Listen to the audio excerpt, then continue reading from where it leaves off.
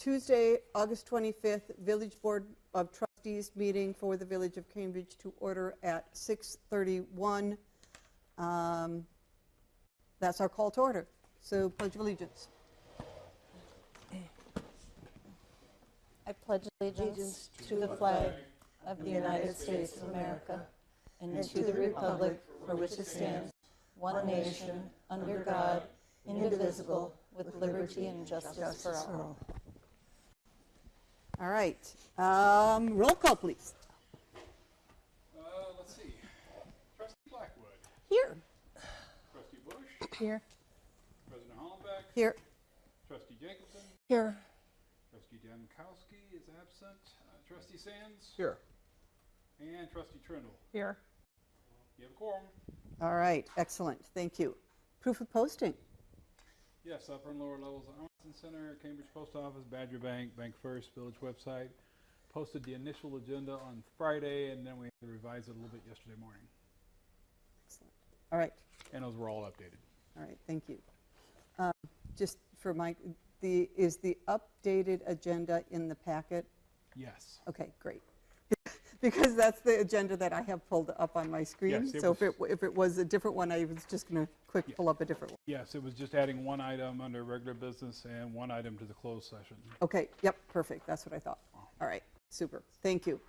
All right, let's move on then to public comment. Does anyone like to make a public comment? Yes, I would. All right. You have 3 minutes. Please state your name and your address. Before I do that, if you could all refer to the memo. It's on approximately page 25 of the packet. It's the memo regarding the Summer Prairie 2-lot survey map, CSM. I'm going to be talking about an aerial image on page 1, and I'm also going to be talking about a plat on page 2, and it'd be helpful if you're looking at that while I'm talking about it. Okay. My name is Greg Metters, and I live at 801 Chickadee Drive. I'm opposed to the approval of the 2-lot CSM on Waverly Drive in its current forms. One of these 2 lots is directly behind my home. The builder has indicated he plans to build homes that are significantly smaller than my existing home. My home is 3,200 square feet, and it is my understanding the builder plans to build homes in the 1,200 to 1,600 square foot range, less than half the size of my home. In addition, these 2 homes would be jammed extremely close to my neighbors in my home, causing a blaring contrast. If you want to get a feel for how close these 2 homes would be, do not use the aerial photograph on page 1, because the 2 lots outlined in red were mistakenly shifted 20 foot to the south. Instead, look at the plat on page 2. This shows how close proposed lots 1 and 2 will be to the existing lots 14 and 15.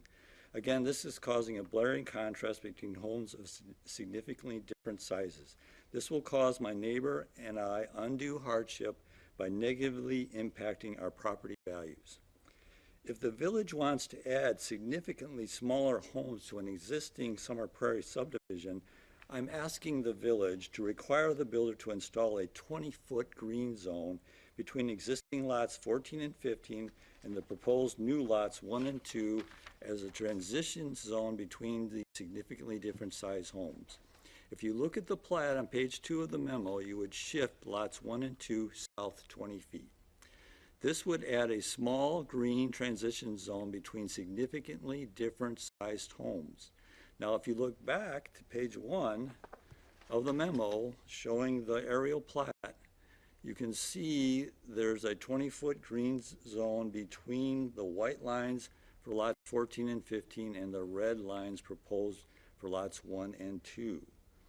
In 2018, the village rejected our next proposal for development back here because the smaller homes were, quote, incompatible with the existing subdivision and the exact established community.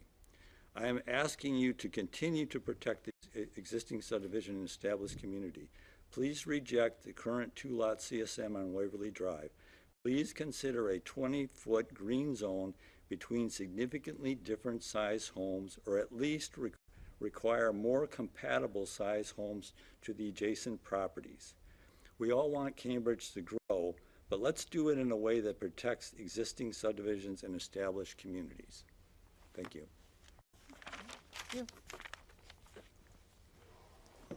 All right, any other public comment? I think you're here for an agenda item. Yeah, so we'll call you up when the agenda item comes up. Okay.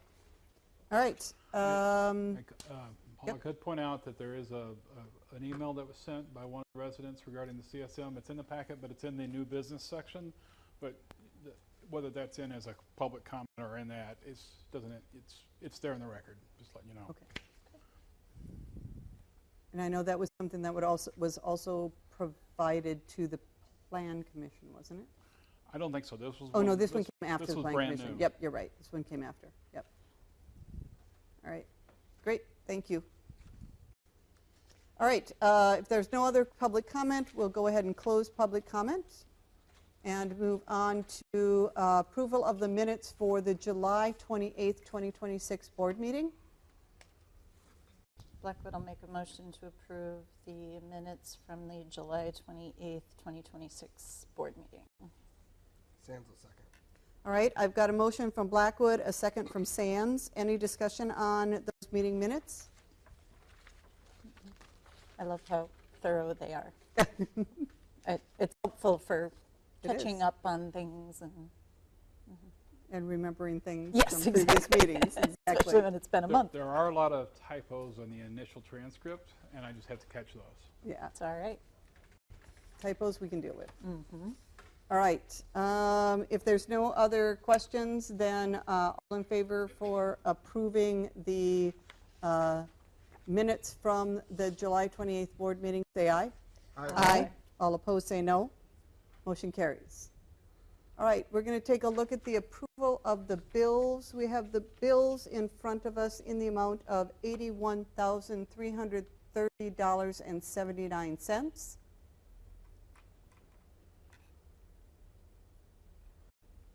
I'll make a motion to approve the bills in the amount stated. All right. I'll second that motion.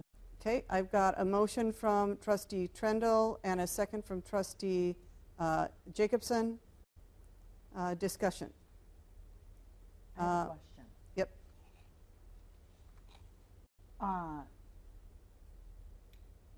What is a catastrophic storm grant? That was a grant that we applied for that you guys approved a resolution for a few months ago. And it was actually two. It was a tree grant and a catastrophic storm grant. But basically, if we were to, it's mostly to replace, in our case, or plant new trees, is what I understand. It's also paying for us to do a tree inventory right now, which MSA has started for us. That's basically an inventory of our public trees and what kind they are, where they are, and should be put on our GPS, or excuse me, our GIS system that the employees use. It's really handy. The other part, the catastrophic part of that, is if we were to have like a windstorm that was destroyed a bunch of our trees, there would be grant funds available to us that are not allocated yet. That would be under that, is my understanding. So if we had a sudden straight line wind and lost like 30 trees in one of our parks or around our parks area, then this would we would basically get grant funds to replace those trees. Okay, because it's listed as a bill, as a payout. Well, it's all one grant. It's all one grant. It's still called, like, I think the tree and it's a tree fund and catastrophic storm grant, and it's just in there as How big was it? one big name. I don't recall. Is it 30,000 or so? I don't know. I'd have to go back and look. No, it was just brought up in, I would say, since June. There was a resolution for us to apply for the grant. I remember applying for I'd it. have to go back and look. I don't remember if there was an actual grant amount in that. I don't know if we had an award yet at that time. Where are you seeing the bill? I just want to look at it. Sustainable Wildlife Habitats, Planting Trees Catastrophic Storm Grant. Which page It's number on at the page top? 8. Okay, page 8. Listed under Public Works, Tree and Brush, Planting Trees Catastrophic Storm Grant, 7/28/26, which I assume was the date of service, Yeah, or the date of the invoice. $2,210. I don't see this. Page On 8. page 8. That should be on the Yep. check bills. on Of one. the bills. I was like, Yeah, wait, Bill's gotta page get to 8, the, not- get to not- the right page. Not eight. agenda page 8, Bill's page 8. Yeah. And so the note underneath it is just signifying that we have the grant that is intended to be used to pay for the work that was done by Sustainable Wildlife Habitat. Is that what the note underneath is meant to indicate? Yes, this all comes under the category of the Planting Trees Catastrophic Storm Grant. So there's two things to it. One is the part that plants trees. The other one is if we have a catastrophic storm. Yep. But this was, I think this was addition of some trees. I'm not exactly sure where, but I know the invoice is in there. Yep. So we can take a look at the invoice probably. I would say, I'm assuming this is for trees that we needed to replace. And we're able to use the grant funds for that. Yep. So it still comes out of our general. I just didn't know what a catastrophic storm. Okay, did you have any other questions? Do not. Anyone else have any questions? I do. Yep. This is going to sound extremely petty, Oh, go ahead. but why is the village spending $32 on birdseed? Because we're a Bird City USA designation, which we have achieved, Got it. so that would be why. Bird. He doesn't like birds. So, yes. They should go to Sharon's house. They But get they're free big bags. birdseed. Yeah, come on over to my house. You see lots of them. All right, I get it. And if anyone would want to donate birdseed to the village, I'm think sure that the would be a- village would be very happy to receive those donations of birdseed. I think that would be a So- better solution. But Yep. All right. Okay, anything else? Any other questions? All right, then I've got a motion from Trendle, a second from Jacobson to pay the bills in the amount of $81,330.79. All in favor say, no, roll call, please. Yes, let's see. Trustee Blackwood, Yes. Trustee Bush, Yes. President Hollenbeck, Yes. Trustee Jacobson, Yes. Trustee Jankowski is absent, so Trustee Sands, yes, that was a yes, right? yes. Okay, and then Trustee Trindle. Yes. Okay. All right, motion approved. So let's move on to, oops. Hello, Kendall. All right, let's move on to the next item on our agenda, which is our committee reports. Let's start out with Fire and EMS. Trustee Blackwood.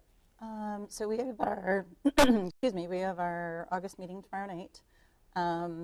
At our last meeting, we did approve all of the language for the new IGA. So we will, once we have that back tomorrow night, we will vote on that to push that back out to the municipalities for the 2027 year.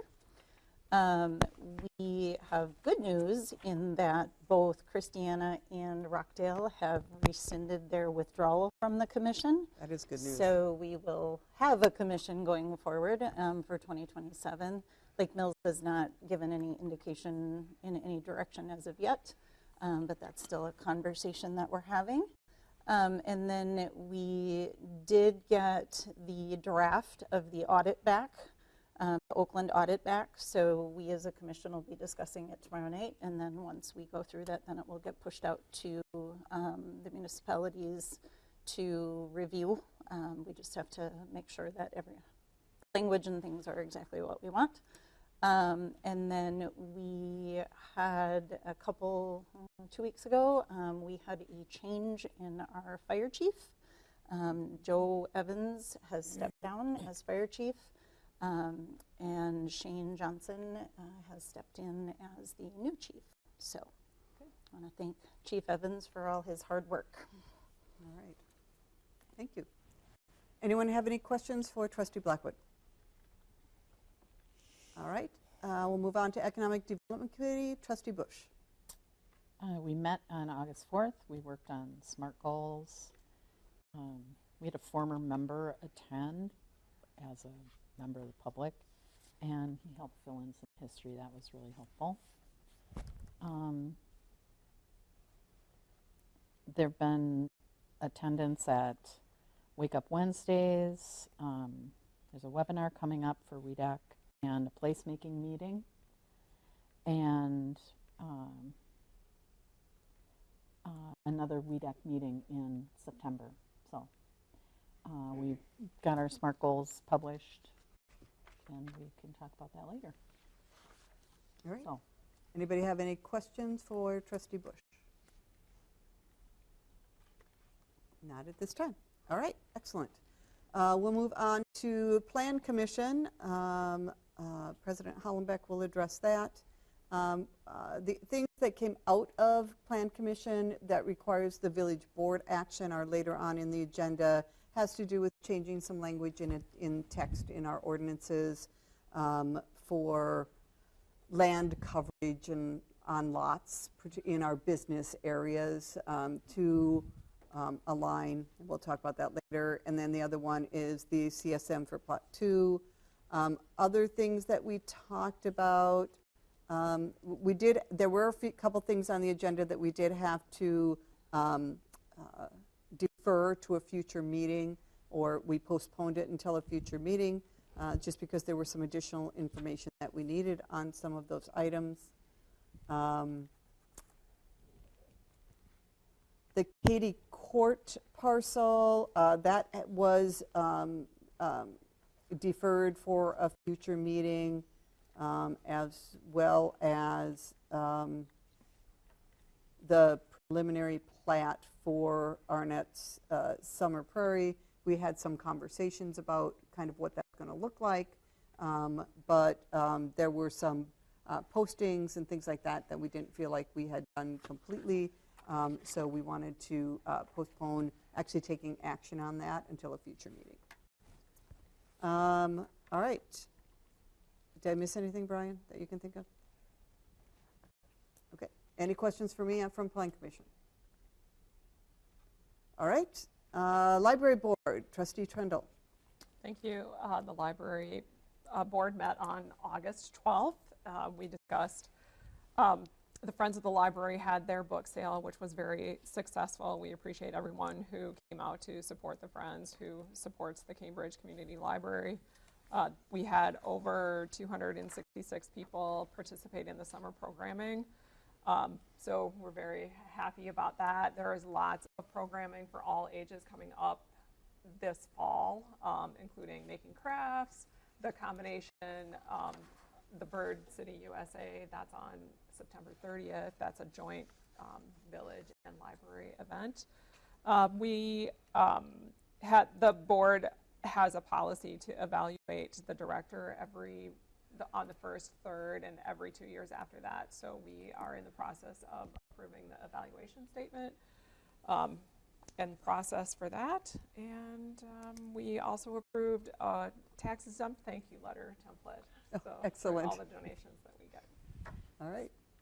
Great. Anybody have any questions for Trustee Trendle?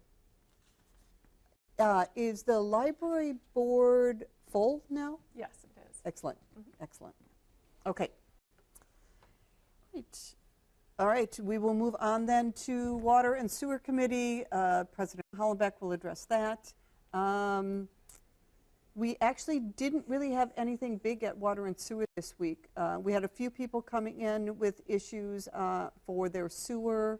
A couple of people have new lawns that they've been watering, and so we're looking for some relief on the sewer portion since it didn't actually go down the sewer. We will be starting, we did approve a company to come in and start doing the commercial cross connections, which we're required to do to evaluate those throughout the village, and so we approved those. I think those are really just the big things. Otherwise, things are running really well. 113 meters have been changed out so far. Our goal was 100, and I think our goal was 100. Our stretch goal was 120. So I think we're going to definitely get there before the end of the year. They've been out exercising the valves in the water mains in the streets. So if you've seen them out in the middle of the streets with the manhole covers off and stuff, that's some of the stuff that they're doing. So we're moving along. Any questions on water and sewer? All right, then let's move on to the village administrator report. Well, let's see. The main thing is we have an item now about the plow on the liquor license there, so we don't need to talk about it at this point. There's nothing really to add. At first, it didn't seem like Mr. Feisel would be able to be at the meeting tonight, but he is going to make it. So, what I would add though is one committee report we do not have there is the Joint Police Committee meeting, because it was no quorum last week, so they did not have a meeting. So that is not in the committee reports. One thing you mentioned, you were talking about the Water and Sewer Committee. I do think Josie said today that the count was up to 309 people enrolled. We crossed the 300 threshold. Yep. Great. We've also had a problem since yesterday with about a third of our smart meters not reading. Okay. Because one of our towers that we have, like the Wi-Fi connection from, Yep. is dead. Oh. And we contacted Spectrum, and they showed that it was offline. So they're supposed to have a technician come tomorrow and fix that and get that started back up again. Great. So yeah, that's definitely got to be done before we do our next bill reading. Yep. So otherwise, they'll be doing manual checks on those. But we'd rather get it fixed. We don't need that happening. Let's see. The other thing I would update is that on the 2025 audit report, I talked to Eric Bauman the other day. We will have the report, and they will be here in September. I'm trying to get them to come to the first meeting, but it may not be till the second one. And after being quiet and radio silent for about a month and a half, 2 months, they came back a few weeks ago with about eight or nine follow-up questions on different areas, and they were a little more difficult to find some of the answers for, because nobody was here last year. Sure. To know what some of those things were.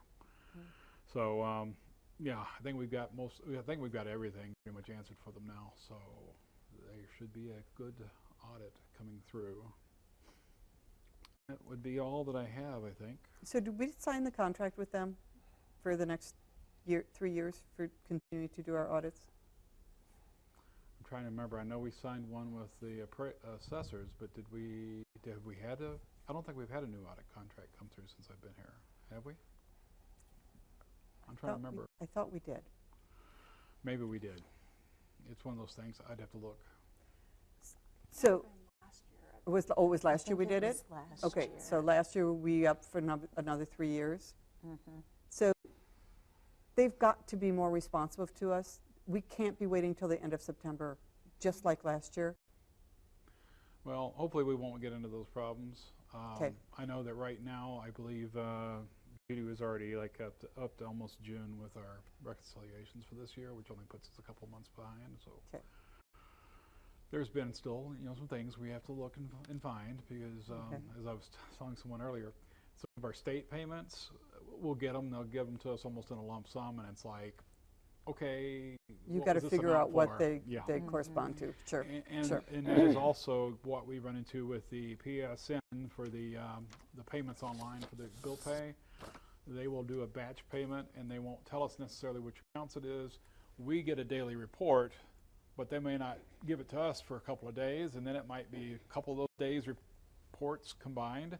So then we kind of have to go through and play the algebra game of trying to figure out, okay, what equals X here, We're paying them. So we should be able to ask them for the reports in the way we want them. We have asked them for that, and we're not the only community that's having this problem because it came up on the clerk's email list. Okay, all right, good. You guys are on top of it then. All right, Oh, there was one other thing. I went out an email today. There is a class tomorrow that the league is putting on at noon, and it should be free to us since we are members of the insurance. And it's all about e-scooters and e-bikes and municipal considerations. So okay. it seems to be a hot topic, almost as not quite as big as data centers, but it's up there. Is there a way to, did you get my email? Is there a way that I go to lacrosse tomorrow, Oh. so I can't attend that. So is there a way I can listen to it later? I can either try to record it, at least the verbal part, but usually they'll post those afterwards. But I would sign up for it. So I because should sign up even though I you can't should be sign there at up noon? because they usually only send that stuff to attendees. Okay. But I will see. I will see what I can find out on that. If nothing else, I'll just ask in the chat tomorrow and say, hey, is there going to be a copy of this available? Okay. All right, super. All right, anybody have anything else for Clerk Treasurer Wilson? How did the election go? Pretty good. We did figure out one little hiccup at the end of the night, but I think the closing staff kind of thought, this is something we'll train people on for the next time. Okay. We just ran into one little issue at the end of the night where it looked like there was some ballots marked. They already say what ward they're on, but they were stamped the wrong ward. Oh, no. And we try to color code and know which ones are Jefferson by the green stamp. Yep. And so we had to hunt for a while to figure out, okay, we should have one over there in the Dane counties. It's actually Jefferson or vice versa. And it just took a little bit for that. But still, we were out of here about the same time as we were at the spring election. I want to say the attendance was down just a little bit, but it was still over, I want to say over 600, I think. Okay. That's really good for That's a good. Yeah. primary. Yeah, there was a lot of cross votes that didn't count because, Oh, Unfortunately. yep. yep, and that's just part of how that goes.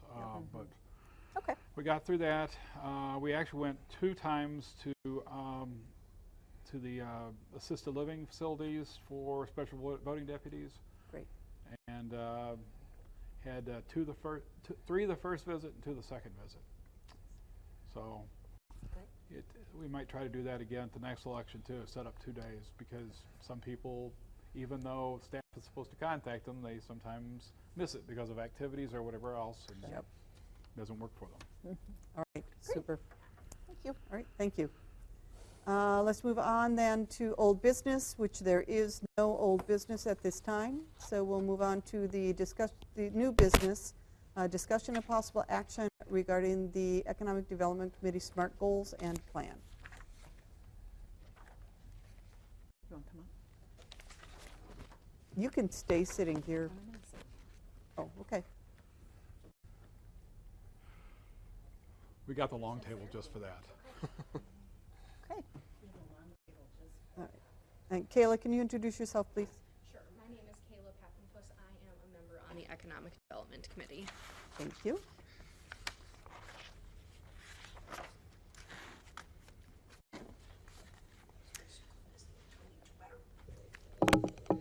You maybe kick things off, and happy to fill in wherever you'd like. Well, you requested that we be able to defend the purpose for an economic development committee. And so we have worked together as a committee in earnest. They were all invited, by the way. Good thing they didn't show because of the quorum thing. And we have some SMART goals to present to you tonight in your packets. I have a short win list if you want to hear that. I think we had read the win list, or went over that earlier in an earlier meeting. Yep. Yep. So I think we're good on those. So, questions? I'm sure you all read. It was in your packet, so. How did you arrive at the SMART goals that you came up with? Adam? Okay, I can so take that you one. go. So I had, we had discussed at a prior meeting, that we had the direction from the board to draft the SMART goals. I believe I sent out an email, not to the group, but blind copied to the group, and I asked everybody to come to a future meeting with 2 SMART goals in mind, just so we could kind of create a list. Committee members brought their ideas. We compiled them in like a bullet point list, and then each committee member was sort of assigned to take either at least one of those goals, if not 2, and draft kind of formal, laid out sort of a formal rubric for the SMART goal. And so that is how we arrived at these. Each committee member picked a topic that they felt particularly interested in, and I also do have a running list of additional topics. I know that some, for example, the room tax, the ball is kind of already rolling on that. At the time that we had started this process, the room tax was a little bit in flux. So I do also have a running list of additional topics, if that would be relevant for the future. As I read through some of these goals, one thing to keep in mind is that the Economic Development Committee is an extension of the village board. And the purpose of the board is to legislate, to set policy, not to actually execute the policy.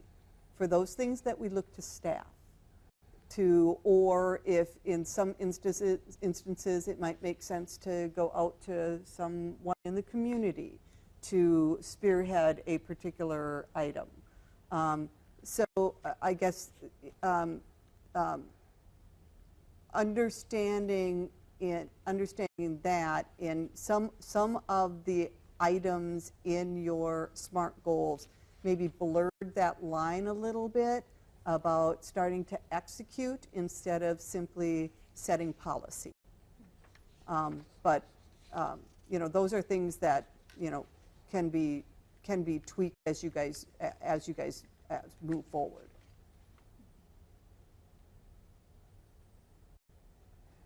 Just to clarify on a couple of those points, I do understand, I think there's one goal in particular that kind of comes to mind in regards to your feedback, but I know that the committee, we did kind of discuss what are things that the committee can actually take action on that is sort of within what we felt would be appropriate within our scope, kind of not making decisions for the village, but our thought process on that was village staff is their bandwidth is very limited, so are there any action items that we can sort of take on as a committee that don't necessarily require sort of higher approval? So to that extent, that was kind of discussed as how can we structure these goals in a way that the committee can actually accomplish, but Paula, to your point, I do understand there are a couple goals in particular I think that maybe do blur that line a little bit. I could also point out that one thing they also did during the whole discussion was they looked at keeping everything relevant to the guidance in the ordinance for the Economic Development Committee, and I think they did a good job of that. Excellent. Anyone have any other comments on the SMART goals that were presented in our packet?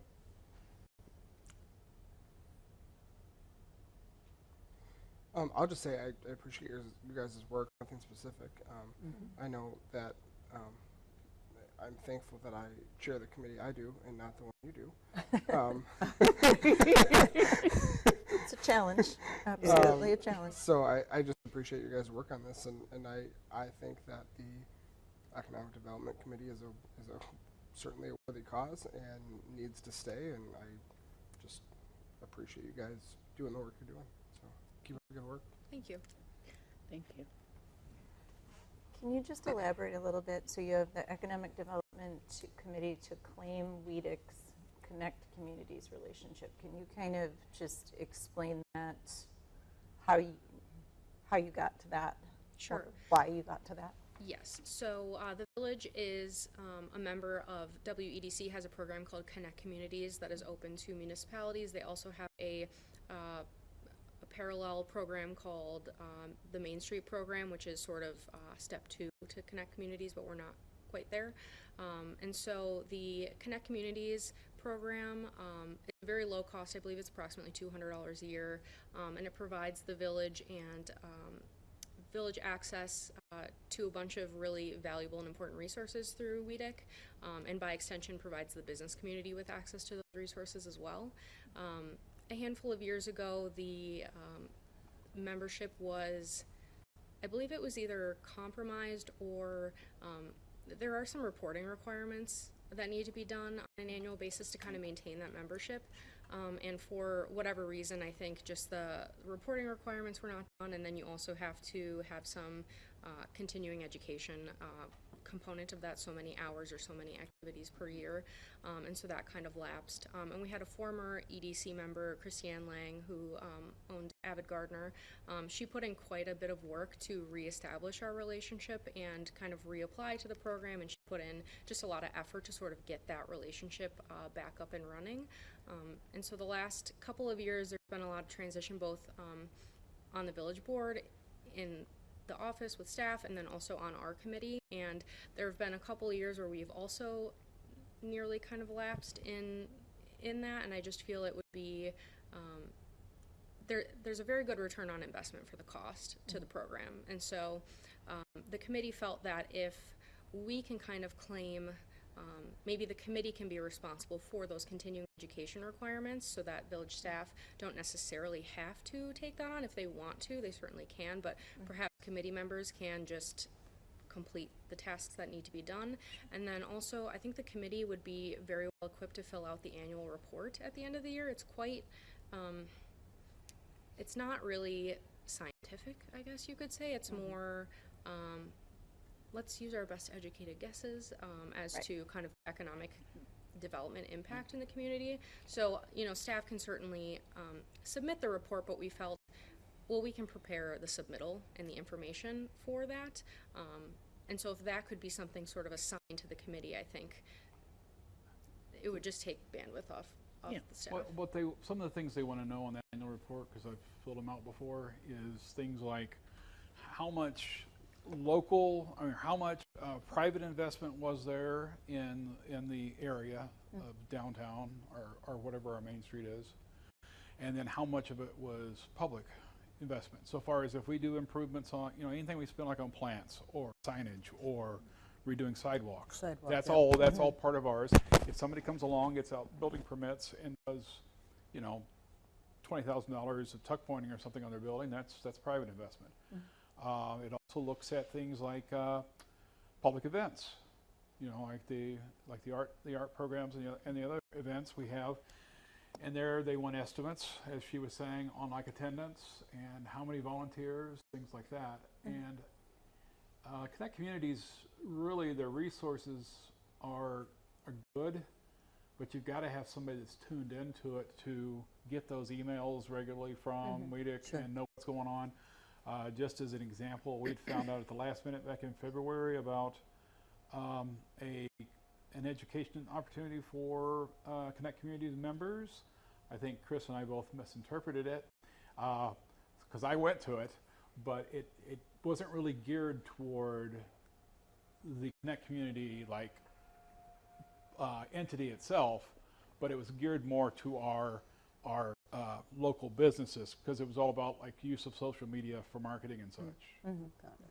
You know, so I was thinking it was going to be more broad, like, oh, how do you advertise your community on social media? It was really, no, how do you set up a good presence for your business? Got it. It was really good just to listen to it and hear about how things have changed. But having somebody that's able to get that information out to the businesses on a mail list or email list, that's usually a big part of what Connect Communities, somebody is doing for that. And I'm not sure on a community our size if we have the same demands, but I know like a community of like, you know, over 5,000 or so, for Connect Communities, they're supposed to have actually a staff person that's like half-time at least, you know, to get to the Main Street program, you got to have a full-time person, which is why Connect Communities is a good alternative to having a full-time person to do Main Street stuff. So anyway. All right, so then, oh, Mitch, did you have something? Yeah, have you guys had any conversations with businesses in town? I mean, I would imagine they would have business owners would have an opinion or a thought as to what they want to see out of your committee and out of the board and out of the village. What has their response been, or what has your conversations with them been? They're concerned about taxes. Yeah. That's what they usually lead with. Concerned about empty storefronts. Concerned about, potential development that could come or lack of development that could come. Yeah, they want to succeed. I'll just add some additional commentary. For those who don't know, I am a local business owner here. And speaking from my own perspective, and then also for those who have operations that require additional staffing, I'll say labor is a huge concern of mine. It's been very challenging to, I wouldn't say retain, but mostly attract new talent. There's no housing in the village for folks that work for me. The price point of sort of starter homes, it's just not really attainable. I've lost, I believe, 3 or 4 employees over the last 12 months because they have moved at least 60 minutes away, if not further, just to find sort of housing that fits within sort of what their family is looking for. So I hear that as a big challenge from a lot of the business owners, is there's just a lack of, I know the term affordable housing, people have different opinions on, but entry-level housing, sort of however you want to frame it, that's workforce housing. Workforce housing. I know people sometimes don't like that term either. Sounds like a regional kind of issue, not just here. Yeah. Yep. I think that's an issue. I know historically there has been a gap between the communication of the village and sort of getting communication out sort of to businesses for a variety of things. I think the turnover on both this committee and at the staff level over the last couple of years has probably been a little bit challenging. But for example, the Water Street Bridge construction project, that was something that I've sort of been keeping the business community apprised of prior to that starting, just because that affects a lot of our downtown businesses. But I would say, in addition to Betsy, labor and housing are really some 2 large issues. Do businesses have any, certainly labor and housing, but any specific asks of the community, of the board, of anything like that that's come up in those conversations? That's a good question. I don't know if I have enough information to speak on behalf of everyone. I do believe there have been conversations in the past with some disappointment of previous board decisions regarding different housing developments or apartment developments, and I'm sure that there's been a lot of factors at play, but basically there have been some developments that have been voted down that, perhaps businesses felt like would be a good contribution to the community and kind of helping to maybe mitigate that housing problem. Like I said, I'm sure there's a lot that goes into those decisions, so it's kind of hard to say, but I could certainly ask and see if there's any direct or specific feedback that the business community is looking for from the board. Okay, thank you. Guys have done a lot of work. Yeah.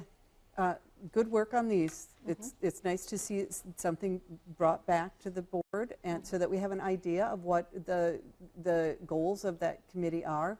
I would assume at some point some of these would require you to come to the board for us to approve doing further action on some of them.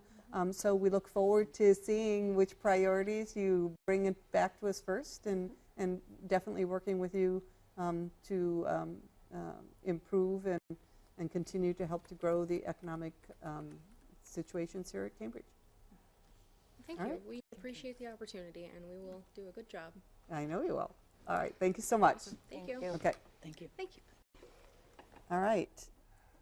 So that gets us with that one. Let's move on to any other items or any other comments or questions on the SMART Goal Plan for Economic Development. I think one other thing that might be important is, it even came out of our last discussion that the committee even realized that there was a perception that it was a committee that didn't do much except spin its wheels. So they definitely want to be more focused and guided on what they're working on. Okay. And this SMART goal should help with that. That's excellent. And you said they do follow along with the ordinance that it pertains to, or Yes, they're actually, working to follow. I could have given you this really crazy breakdown, but I was looking at a comparison between our ordinance, our outdated economic development plan, and the SMART goals to kind of see how they all intersected and what fit and what didn't fit. Oh, nice. Great. And I had at our meeting I had the meeting set up so we were all looking at each other instead of. Nice. And I had part of the ordinance written on a piece of paper that faced everybody. Oh, good. Good, good. You know, just to like keep us Focus. back on track. You know. That's good. Great. Excellent. All right, nice work, Betsy. Okay, well, All right, let's move on to item number 11B, discussion of possible action on the recommendation by the Plan Commission for approval of a text amendment regarding lot coverage in sections 17.04.09, 17.08.030, 17.92.010, item 6, section 17.28.0.0 G, and section 17.32.040 G. I'm going to make a motion to approve the text amendments as laid out and recommended by the Plan Commission. Blackwood will second. So these text amendments, it's clarifying, and they're included in the packet, and I think the packet was pretty good about showing the changes that we were looking at doing. So the ones in green, right? Yep, the ones in green is what we were looking at. And the first one is on page 2, which is the 17.0.09, just defining what lot coverage actually means. Because when you have terms in here, if you aren't all in agreement what it means, then that can be confusing. The next item was how the lot coverage is calculated. That was added in, just making sure we're measuring it consistently throughout those various areas. Then we took a look at the area regarding accessory uses and structures, and that we just clarified a line that talked about the total lot coverage, including all buildings on the lot. We specified it's the buildings, the structures, and impervious surfaces. So that's just a more complete description of really what we're talking about there. Then we took a look at increasing or changing for business highway the total percentage of a lot that can be covered for business highway. We're currently at 40%, and the proposed is a maximum of 70%. That is more aligned with all of surrounding communities for business highway, and it actually is more aligned with what we currently have in our business highway people. So there are a number of business highways are exceeding that 40%. So this sort of aligns those two. Same thing for the mixed use business, which is the next one. We were at 40. We're recommending 50. And again, that comes more in line with what we currently have as well as surrounding communities and where they're at. So those are the items that are being changed. Any questions on those or any comment? Mitch? Are we confident that this is not going to be retroactive, so that this new company that we've hired to go and look at ordinances isn't going to go around and start measuring people's houses and their? No. So this is only going forward and not. And We're what not gonna- yeah. Okay. What we're doing is we're specifying the maximum, and we're increasing the maximum amount that can be covered. Sure. So actually, it might help people if Yeah. they wanted to hide their garbage cans in a little bit different way or something. So yeah. Got it. I had the same question for making Yeah, sure that I just don't want people things to weren't get going to get retro. caught. Yep. Yep. Okay. Yeah. Okay. All right. Any other comments on that? All right. So we had a motion from Hollenbeck, a second from Blackwood. All in favor of, sorry, let me get back to, You want the ordinance? there it is. All in favor of approving ordinance 2026-10, an ordinance to amend Chapter 17 of the Cambridge Municipal Code of Ordinances, signify by saying aye. Aye. All opposed, say no. All right, motion carries. All right, excellent.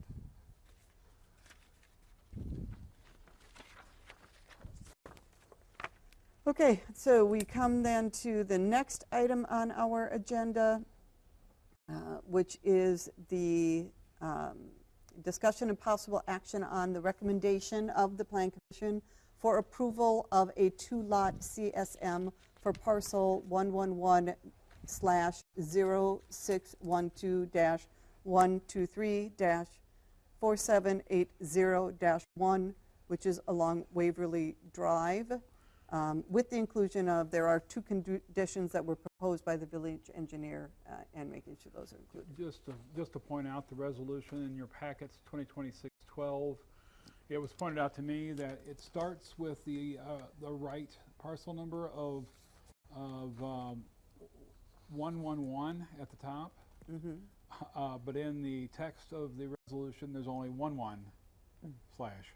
So I changed that. The final copy has the corrected Okay, number. got it. It's the first three digits are typically the I think I want to say like the county or the community like guidance on that. Designation. So yeah, it's a lot of times when we get like title requests, things like that, it will only have the numbers after the slash. All right, so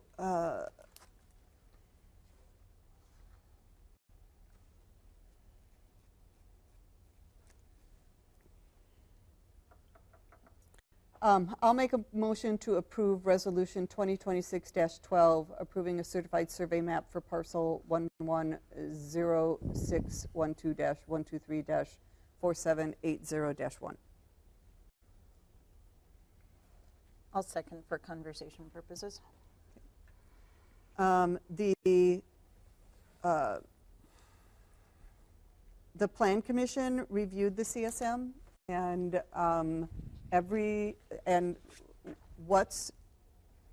what they're asking for in the CSM complies with current ordinances and current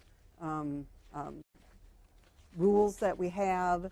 And so with that in mind, the Plan Commission made the recommendation to approve the two-lot CSM.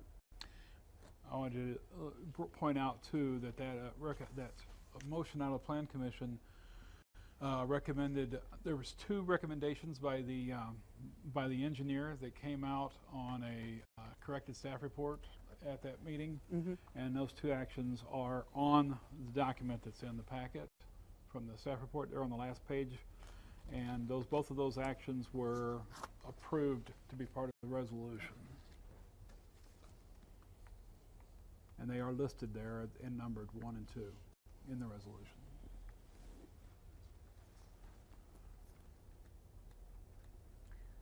And the first one is the final review and approval of the E1 system. That is the pump grinders that would be used We are not, they're not putting in, we're not putting in a lift station out there. Instead, pump grinders are going to be used to get, and then a forced main will bring that to the sewer.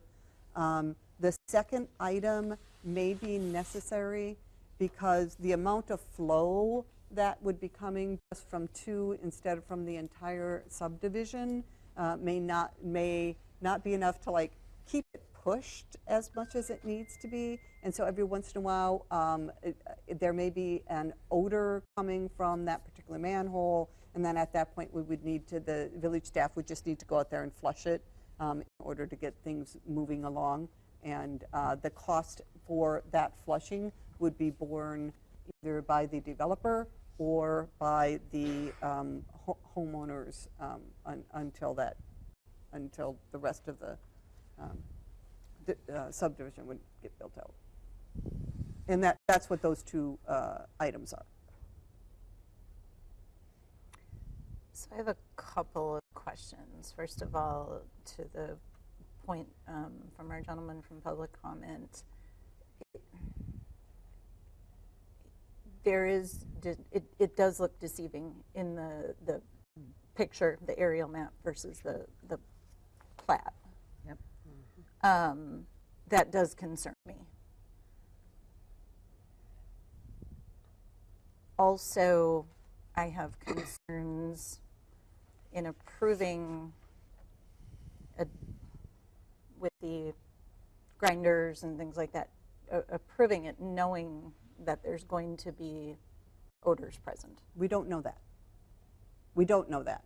If there are, then we've got a resolution that will not incur further costs to the village.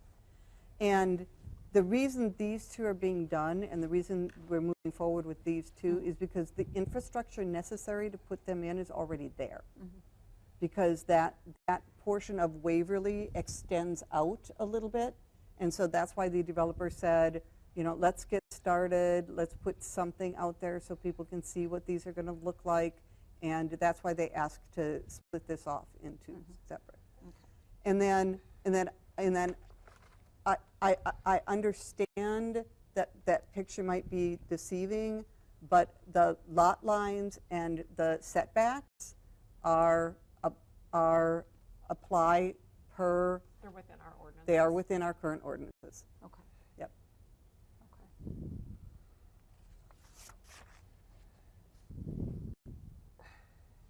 Because, I mean, I personally don't have an issue with the smaller home size. I think our village needs, we just, you know, one of the things we just heard was that we Right. need more housing that's attractive to up-and-comers, you know, young professionals, things like that.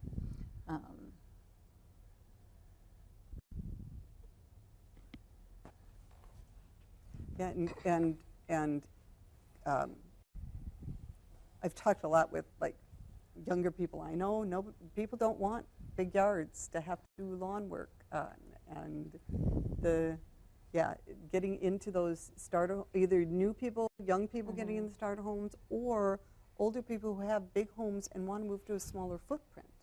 And there just isn't a lot of opportunity for those types of houses in Cambridge. Yeah. We just lost 2 firefighters because they can't find affordable housing in the village. So that was one thing that they asked me to bring back. And the houses that have been built, I've looked out in Stoughton. Arndt had put some up in Stoughton off of, I believe it's, if you come in on B and turn on Page, there's a number of homes right there. Those are the types of homes that they're looking at building, and they're nice homes. Oh, okay. I know where you're talking. Over by, well, you wouldn't know the elementary school, never mind. Yeah, it's kind of up by the elementary school. Yes, Yes. by Sandberg over there. Yep. Okay. Yep. Okay. And we have, and not to beat a dead horse, but we have assured that this falls within our ordinances. There is no gray areas that are going to be brought back, anything like that. They're not. Okay. Who initially would pay if things had to be flushed? The developer or the homeowner.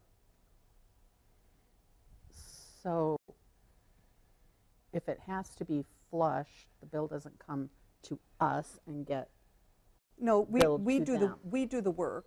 We would do the work. And then we would bill the homeowner or the developer. okay. And do they think that'll come to pass? We have no idea. We don't know. And my guess would be that, well, I shouldn't, I think the reason we say developer or homeowner, because we know this would be, once the rest of the development goes in, the likelihood of that, there being issues at that particular manhole goes down dramatically, just because there's more volume going through. Sure. And so I would think that the developer would incur those costs in the beginning until the rest of the development gets in versus conferring that to the homeowner. Now, if something were to happen and nothing else ever got built, then that might be something that then would be incurred by the homeowner. But I would think that would also have to be disclosed at the time of purchase. That's what I was Absolutely. just going It to would say. have to be a deed is- restriction. Yes, that Yes. that would be And- something upfront that would be known to the homeowner purchasing. Otherwise, they would Correct. not have any obligation to do it. Right, correct. And when you're talking about the development, how many homes are being thought about? If you look on in the packet, that second page of the memo. Page 2 of Page 4. 2, yep. The one that has the E1 label on it. Those are, where you see that red line going down and around, those are all the ones that are looking at being developed. So when you look at that, it isn't really congruent with the neighborhood that it will be coming through to access their homes, right? But Because please, the please, lots please, are please don't significantly please don't smaller. talk to them. Okay. Correct. Yeah, we know the lots are small. But also, those are on the back sides of all those houses. It's not like it's facing front streets across the street from each other. The fronts of the houses are different sizes. It is the backyards that are facing each other for any existing homes. And the Planning Commission talked about that. And I think one thing that we have to remember in doing different developments, so I'll give you an example. My Quick Trip is in my backyard. So the whole Katie Court discussion and things like that, that's in my backyard. I have benefited from a green space for 24 years. I don't own that though, so I can't dictate what happens to it. So I think we have to think about it not from an individual's backyard or a home or things like that. We have to think about it from the community as a whole and the benefits of that. I would love to enjoy my green space for the rest of my existence in Cambridge, but I also don't want to purchase every one of those lots. Right, So- I understand that. I'm just pointing out that it isn't at all really congruent with the neighborhood that they will be using to access their homes. That's It's much higher density than what exists now, correct? correct, but again, they're not facing those homes. I'm- It's backyards. It doesn't matter to me what they're facing. What I was asking is, are they congruent to what they're using to enter their subdivision, their part of the subdivision? And it's not. Well, It's much higher density. if you go, I think that's, okay, I hear you. I think that's an irrelevant point. We would disagree on that. Mitch? I'm having a hard time with this. I don't care about the grinder pump. They can figure that out. I don't want this board, I don't want to be the development police. I think we do need more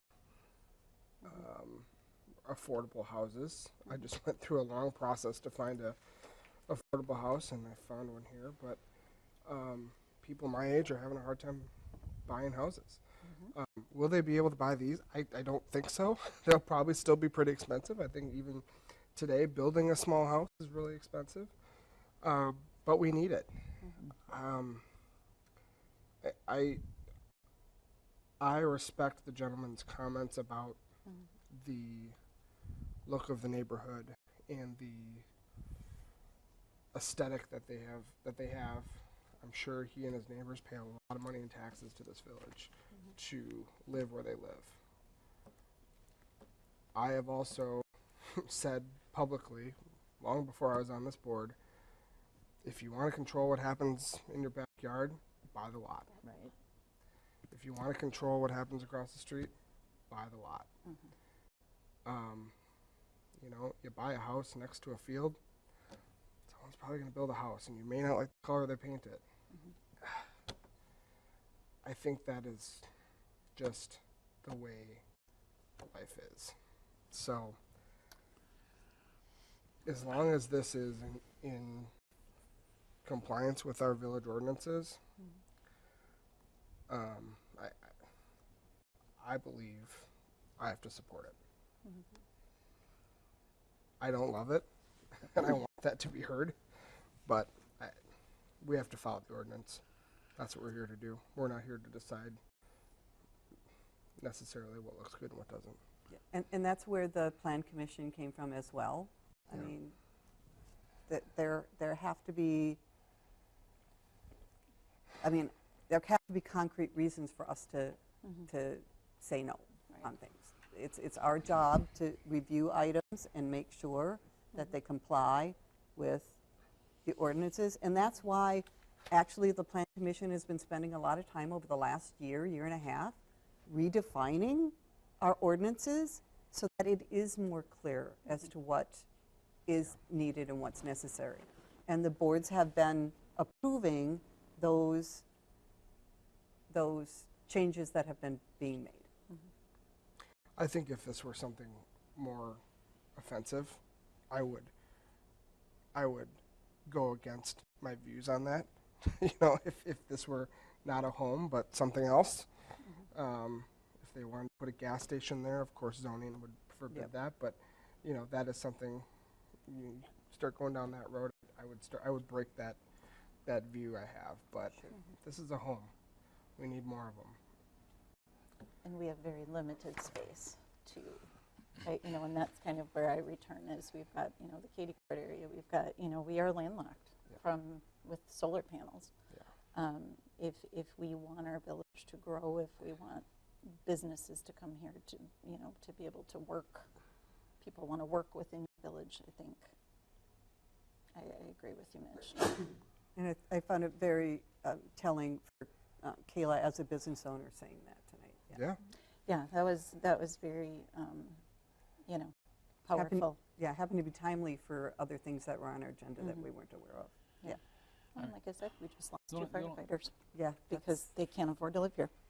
That's unfortunate. One thing I would point out Brian? is every time you have a plat approved and a new development approved, you have so much either land that has to be put to public use or you know, payment in lieu of land dedication. Yeah. But going back to what Betsy was saying about, you know, incongruencies, every zoning district has that because unless we were all one class, we would always have a place that's going to run into that. And that's where you put buffers in, which is what the gentleman was saying with that buffer there of keeping it natural or maybe trees or whatever else in there. And that could even be part of the development process when it gets to the final plat approval, that they've got to have you know, trees or other green space dedicated behind those properties between them and the low density ones. You know, they could separate it off that way. Yeah. There's a lot of ways you can attack that and still have the development without people having to look at something that they perceive as being a detriment. And for clarity, is that's something that will come in front of the board at some point. We can make those decisions. Right, because right now they've only brought the preliminary plat. The preliminary plat is usually just, these are a concept. Yep. And once they kind of get that blessing on that preliminary plat, then they have to go ahead and finalize it. And that's when they start coming up with, here's our infrastructure, here's our sidewalks, Yeah. here's our green spaces, you know, and where's their stormwater ponds, things like that. And during that part, that's usually when, you know, you start seeing more of those tweaks and changes to get to that final plat. Is before, you know, sometimes I've seen plats go 2 or 3 times for final approval to a plan commission before, because it wasn't quite reaching what they felt the concept should be, you know, or so far as protecting the other properties. So in this area on page 2 that shows the potential development area, admittedly, I have aged eyes, but is there a park in there anywhere? Is there a parkland? I don't think there is. So what I don't. Is there a park? A park. There. Well, yeah, I don't- because In that I'm neighborhood, talking no. about workforce development. So we don't have to have a park in the area. Instead, they pay park I understand impact that they fees. pay park Yep. impact fees. Yep. I understand that. Okay. So that's, yeah. So at this point in time, with this preliminary plat that Art had presented, we did not see, there was no park that was designated in any of the properties. Because I just want to clarify, we're talking about starter homes for young families and Or older people. or older people. Well, okay. I appreciate you bringing up those comments, Brian. I think that's helpful.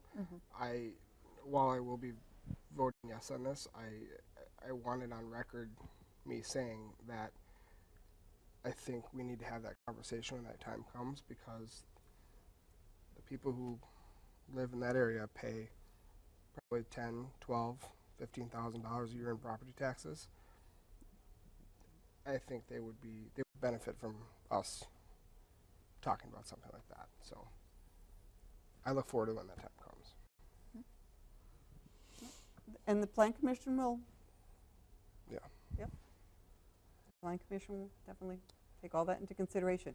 But again, what's in front of us tonight is simply the CSM to say we can split out these 2 lots separately from everything else and approve a preliminary plat on that. He still has to come back with a final plat and what's actually going to go on it. I'm just curious where the picture came from, this aerial. Who provides that? The developer or? I don't know where this came on in the memo. I don't know if MSA did that and put the squares in, or if the developer did. I don't know. Sometimes that'll come out from, like, you know, the mapping that the county has. The plat books and stuff like Usually that. you can go to an aerial view with the most recent flyover that's got the. Someone put the red in. That was probably somebody, I would guess, with MSA, and they may have made a mistake. Because really, that gives the green space that we've talked about. That if they did it the way that Yeah, that was looks, my I'd be thoughts not, too, but you know. yeah. But And if you look at the picture, with the plat, I mean, it says area to be dedicated to the public. So, you know, they have some preliminary stuff in there. And I think we just have to remember, I think like Paula, you were alluding to, is this is just the CSM. This is not the final development. This allows them to initiate the development. Yep, and to further pursue. Start the process. Just the 2 lots. Yep. All right, any further discussion? All right, okay, I have a motion from Hollenbeck, a second from Blackwood to approve Resolution 2026-12, which is a certified survey map for the parcel 111-0612-123-4780-1. All in favor say aye. Aye.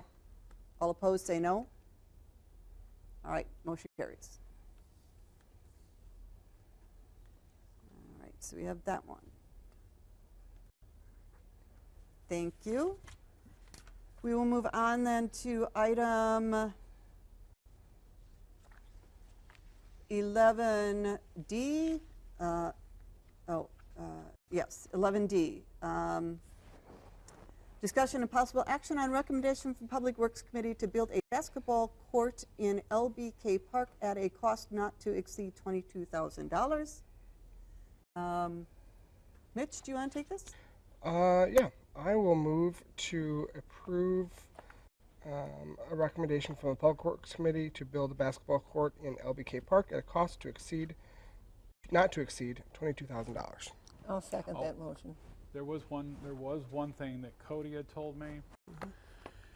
He would ask that you consider instead bumping it up to 23,000 because he thinks the 22,000 is going to be too low.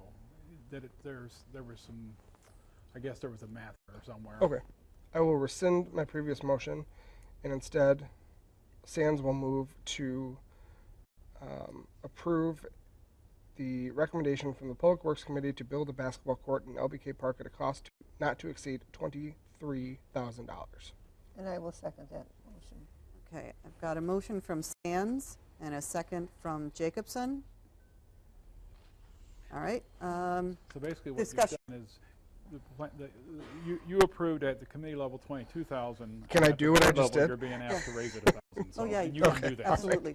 All right. And you can do that. Yeah. We could make it whatever amount we Okay. wanted. Yep. Yeah, we talked about this, I think, at length. We had good discussions in committee. Get the kids outside. Get the kids outside. It's what they want. So we have the money. There's $50-some thousand in that account. I think $22,000 to get what we're 23. Sorry, to get what we're getting. It seems like a decent price to me. So I would encourage a yes vote on this. And I think it's reasonable to round out that for LBK Park so it can be used by multiple age groups Yep. in that park area. So I think that's great. All right, any further discussion? All right, so I've got a motion from Sands and a second from Jacobson to approve the purchase of building a basketball court in LBK Park not to exceed $23,000. Roll call, please. Let's see. We'll start with Trustee Bush, Yes. President Hollenbeck, Yes. Trustee Jacobson. Yes. Biankowski is absent. Oops. Who made the second on that? I did. Okay. I marked for Jankowski instead of Jacobson. Okay. All right. Sands. Yes. And let's see. Trendle Yes. and Blackwood. Yes. All right, and that motion carries. Excellent. All right, we'll move on to discussion and possible action on a referral from Public Works Committee to consider the removal of parking spaces from the intersection of Highway 12 and Spring Street. I think we've all had numerous conversations about that intersection. I avoid it. I don't go that intersection because it is, it's so hard to Can you see explain up that? and I down. don't get it. Can Really? you explain? Yeah, I don't understand. Oh, I have to pull out so far. Going from I don't have a truck neither do I. or an SUV. I have a low car. Me too. And So you mean going onto Main Street or going onto Main Street. I have to pull out so far in order to see, particularly coming up from Well, that's Downtown. I crossed it one day and I had problems, and I got a truck, and I still had problems because of the vehicles that were parked on the main street being able to see. Same thing, and I I have have an SUV. I have about as low a car as you can get, and I drove it a few different ways the other day, and I know this is a recommendation from my committee, but then I went and did it. I drove it a few different ways. I don't see it.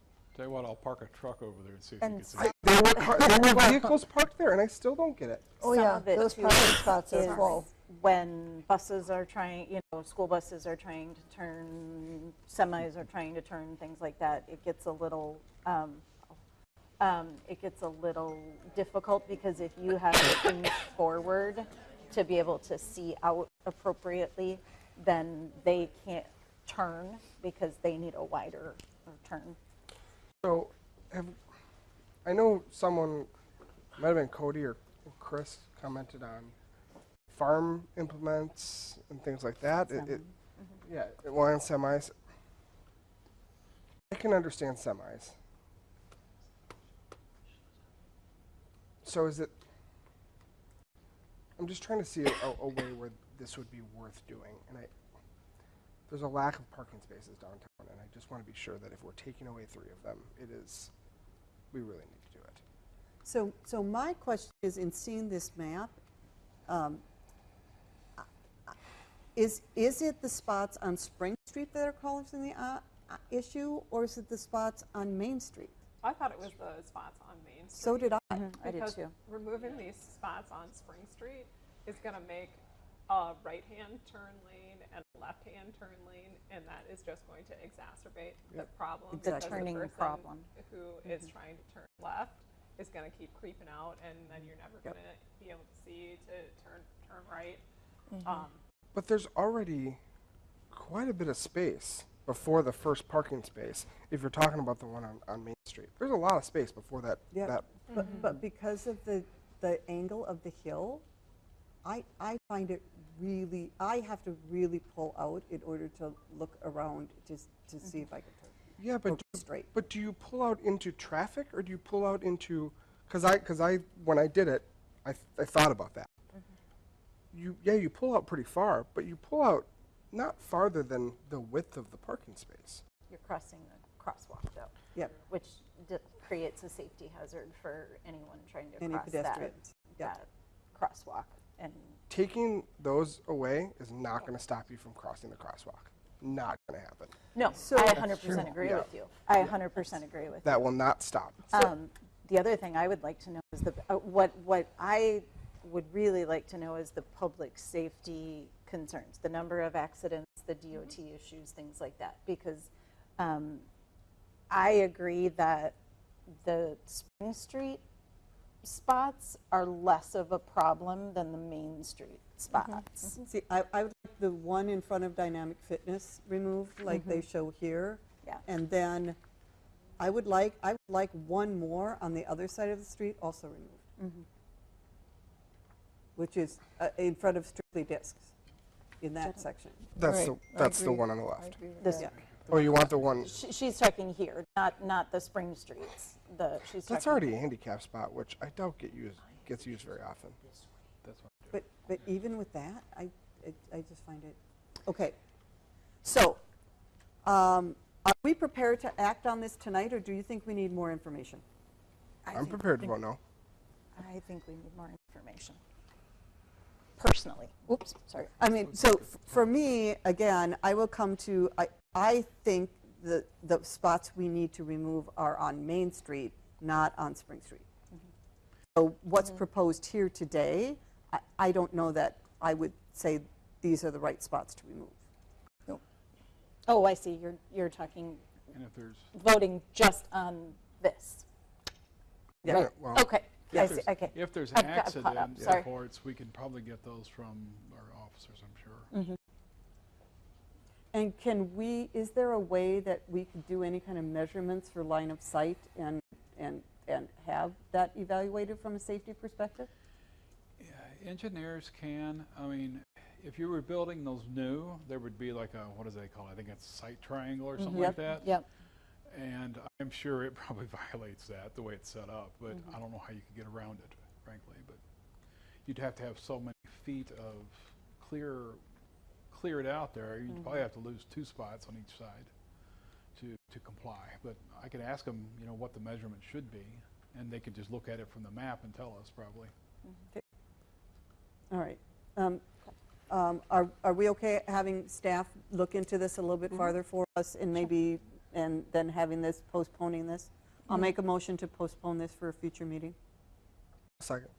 All right, I've got a postponement from Hollenbeck, a second from Sands. All in favor, say aye. Aye. All right, item is postponed. All right, so now that brings us to item 11F, discussion and possible action on an agreement between Plow LLC and the Village of Cambridge, Wisconsin for the conditional non-revocation of Class B liquor and Class B beer license. Charles, do you want to come on up here?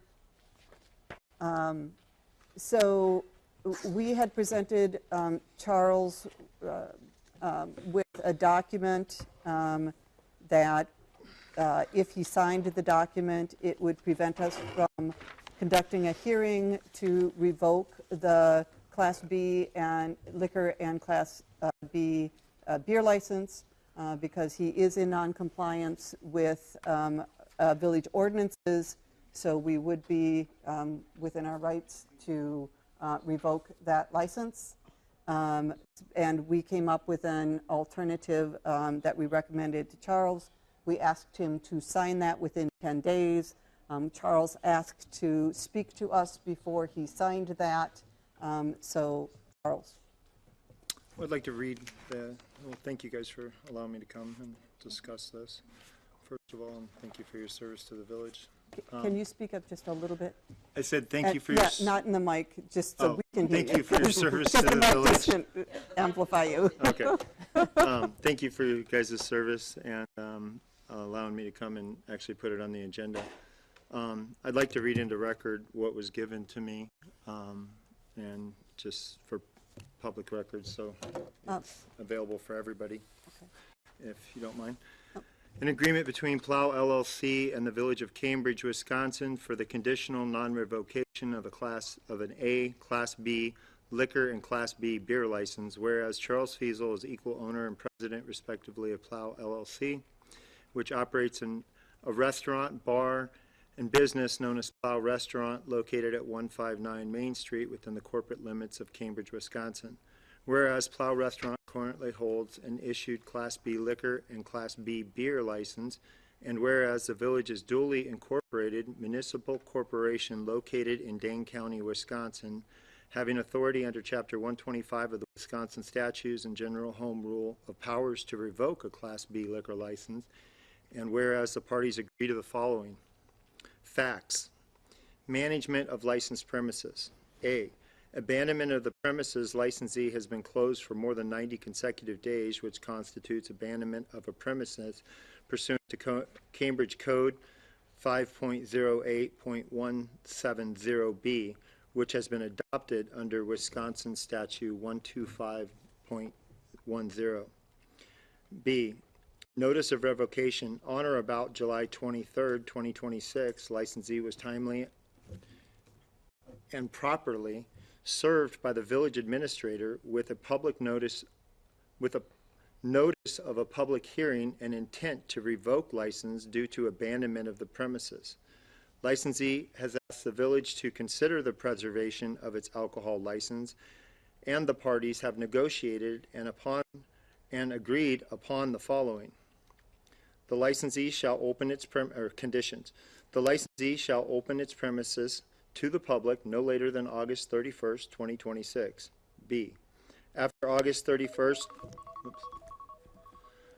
after August, oh God, I lost my spot here.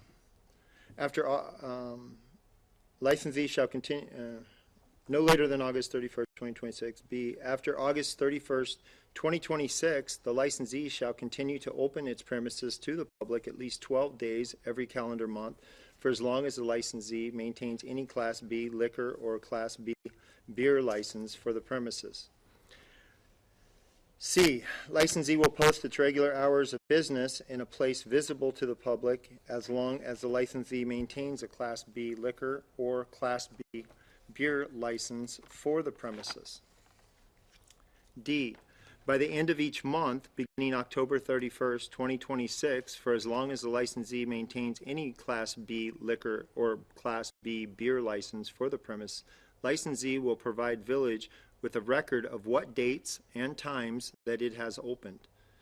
E. Licensee will provide the village with a list of all wholesale beer and alcohol distributors with which it has a business relationship with, including verifiable evidence of these distributor relationships, written confirmation and or distributor agreements, and provide copies of the distributor's invoices upon demand by the village. Failure to strictly adhere to all conditions. Licensee acknowledges that it has managed the license premises in a manner that justifies revocation of a Class B liquor license and a Class B beer license. Licensee further acknowledges that the village is, at licensee's request, waiving its right to immediately proceed with the revocation process. Licensee acknowledges that failure to strictly comply with all conditions stated in this agreement may result in the immediate revocation of the license at the discretion of the village and without a need of administrative hearing that it might otherwise have under Chapter 125 of the Wisconsin statutes or other authority. The village reserves the right to request that the same or similar conditions be applied to new or reopened liquor licenses after the expiration of this licensing period. I'd just like to share a little bit of how I received this. Okay, hold on one second. Yep, hold that thought. Just so you know, we have an issue with our recording equipment. If a meeting goes beyond 90 minutes, we have to take a short break to reset. Do you want me to reread this? No? No. That all got in. You're free to resume. Okay. All right, continue with your statement, Charles. So on the I think it was the 26th, and don't hold me to my dates here, but on the 23rd, July 23rd, early in the morning, probably about 8:30 or so, or after there, Chris Bernick came in and presented this to me to sign it before he would be taking a leave with the village. Prior to that, the month prior, I had applied with Brian and the village for a liquor license, paid my fees, wrote a check, left it there, filled out the packet that was given to me, and it was approved at the meeting. Other than that, I've had zero communication with anyone within the village, any questions, any concerns, anything brought to me directly in writing or verbally, just for open discussion about that. I do agree there should be policies and procedures that are, across the board within the village for a healthy village, especially when it comes to liquor, because there's a lot of legalities and safety and things that we have to go through as well. And I do believe that anyone that holds a liquor license in the state of Wisconsin is held to a very high standard. Background checks, that you're not buying stuff from Piggly Wiggly or whatever, putting it on your shelves. My concern is that some of the wording in here, which I had asked that I would obviously have to have an attorney review on, and I did meet with Brian, thank you very much, and we kind of talked about it. I have no problem heating, 12 days a month, putting some structure on that, and we met about adding hours in there that certain, 12 days, what does that I was gonna say, constitute? Charles, the version that I gave them is the one that we edited Okay. and made the changes on. So I have that one too, if you'd want that one read in, but we did make some changes to it. The reason I refuse to sign it is some personal matters I have. I'm not able to just sign anything right now without attorney review. Also had some medical issues. The abandonment of Plow, I was gone in California for 3 weeks and had to take care of some personal stuff out there and returned. I've been working in this village for almost 11 years to do my best to revitalize the town and around a foodie movement. It's kind of our concept we have. When I first came here, Main Street was dead. It was vacant. I would say 60% of the buildings were either bank-owned or just abandoned. My company, the Fiesel firm, has been in existence for around 20 years. My specialty is catastrophic loss and problem solving. And in 2014, I walked away from a company that I built out of nothing after Hurricane Katrina to help communities, people, houses, recovery in a lot of different ways. And my intent has always been to do what's right for the community and what's best for it. A little history on Plow. Okay, Prior Charles. to that, it was 9 Charles. restaurants that failed in that place. Charles, Yes, can you get, I we am getting don't to need a this. history lesson. Well, Can maybe you do, please- Paula, No, because no, you know- actually, this is not a hearing. No, Paula, We're you- at- Charles, This is not the hearing. We're giving you an You've opportunity. had no discussion with me, Paula. Charles? Zero discussion. Zero discussion with me whatsoever on medical We're license. giving you an opportunity to address this. This is not the hearing. So either your decision is you are going to sign this piece of paper tonight, I'm not signing the paper, or we're Paula. going to conduct a hearing. Unless we can discuss the paper, I'm not going to sign something nor be bullied and forced into something. I'm not bullying you. You are bullying me, Paula. I am not. I'm asking you to stick to the relevant information. The relevant information is the fact that there's no history. standards that are held across the board don't to need- businesses We don't need the or history. to the village board Can you for the tell us- public services for a tax-paying person that's paid over $23,000 a year for 10 years on 4 buildings in this place. Okay. Can you And tell the me, basic thing of even snow Charles? removal, which was quoted into the paper, Charles, that is irrelevant to this conversation. it's not irrelevant, Yes, it Paula. is. It's holistically No, it thinking is about not. what's best for the village. Charles, you need to address Do what you is have in this questions for me? document. Do you have questions for me? Because you've never spoke to me about this. And I asked Chris Brunig if this was drafted by the attorney of the village, and he told me, yes, it was. I draft legal documents all the time. I have a limited license to practice law in the state of Wisconsin as a broker. And I'll tell you what, this does not reveal anything that was written by an attorney, because they should have their credentials on the bottom of it and that they're representing the village thing. That's not how items come from our village attorney anytime we address items so private law practice and public law practice are probably 2 different things, Charles. So If you that hold an piece is attorney's irrelevant. license in the state of This is Wisconsin, it's from- standard all across the board. This is from the village. This is from the village. Who wrote it for us is irrelevant. This is from the village. The You are village entering president into told me it. that it was written by the You- village attorney and later recanted that and said that he'd written it with some whatever. But I'm like, who No, wrote the this? Our village attorney assisted the village board in writing this. The village board? So you wrote this? You guys had a meeting The about vil- this without the- any correspondence with me whatsoever? But it says right here in this Can you that we stop had an bullying agreement. me? Can you stop bullying me? I'm not bullying you. Really? Then I wasn't bullying you either. Okay? Let's just take a calm, let's take a breath. Let's take a look at, in this document, are there items that you would like to address Yeah, in this I'd like document? to address the Okay. one right here. All right. In the very first item, and I don't know if it's in the second one or not, parties have negotiated and agreed upon the following. That's What because is we're having. negotiation? That's because we're having the conversation now. No. I asked at the very beginning, when did we ever meet? When did we ever negotiate? When have we ever talked about a plan for success for Plow Restaurant with the village, with a local business owner? It's never happened. It isn't our responsibility to Then you don't plan. put it in writing, It Paula. isn't our responsibility to plan the success of the plow. That is right. your responsibility, not ours. 100%. So this document was written by our attorney. That is the language that they used. We are, right now, if you wanted to speak to our staff, you had the opportunity to speak to our staff. I have talked to your You staff. did- It took you this did- coming to public meeting You to get did you some here. negotiation with the staff in this document. With Brian is the only one I spoke to with it, and a little bit with Chris. But what I requested was to meet with the And board that is what we're doing now.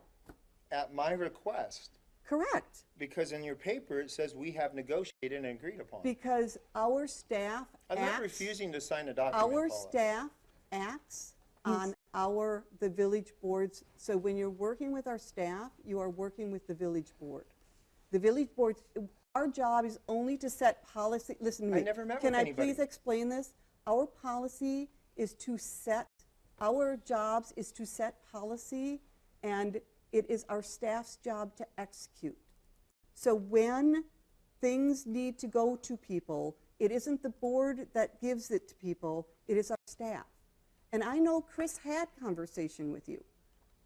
When he handed this to you, he had He handed it to conversation me. He with you talked to me about it. Prior to that, there was zero. And then you were Zero. you were welcome. Chris knew you were taking it to the attorney and was looking forward then to the negotiation that would come back from you from your attorney. That's where the negotiation is. This was a forward-speaking document about what the situation would be once you were prepared to sign it.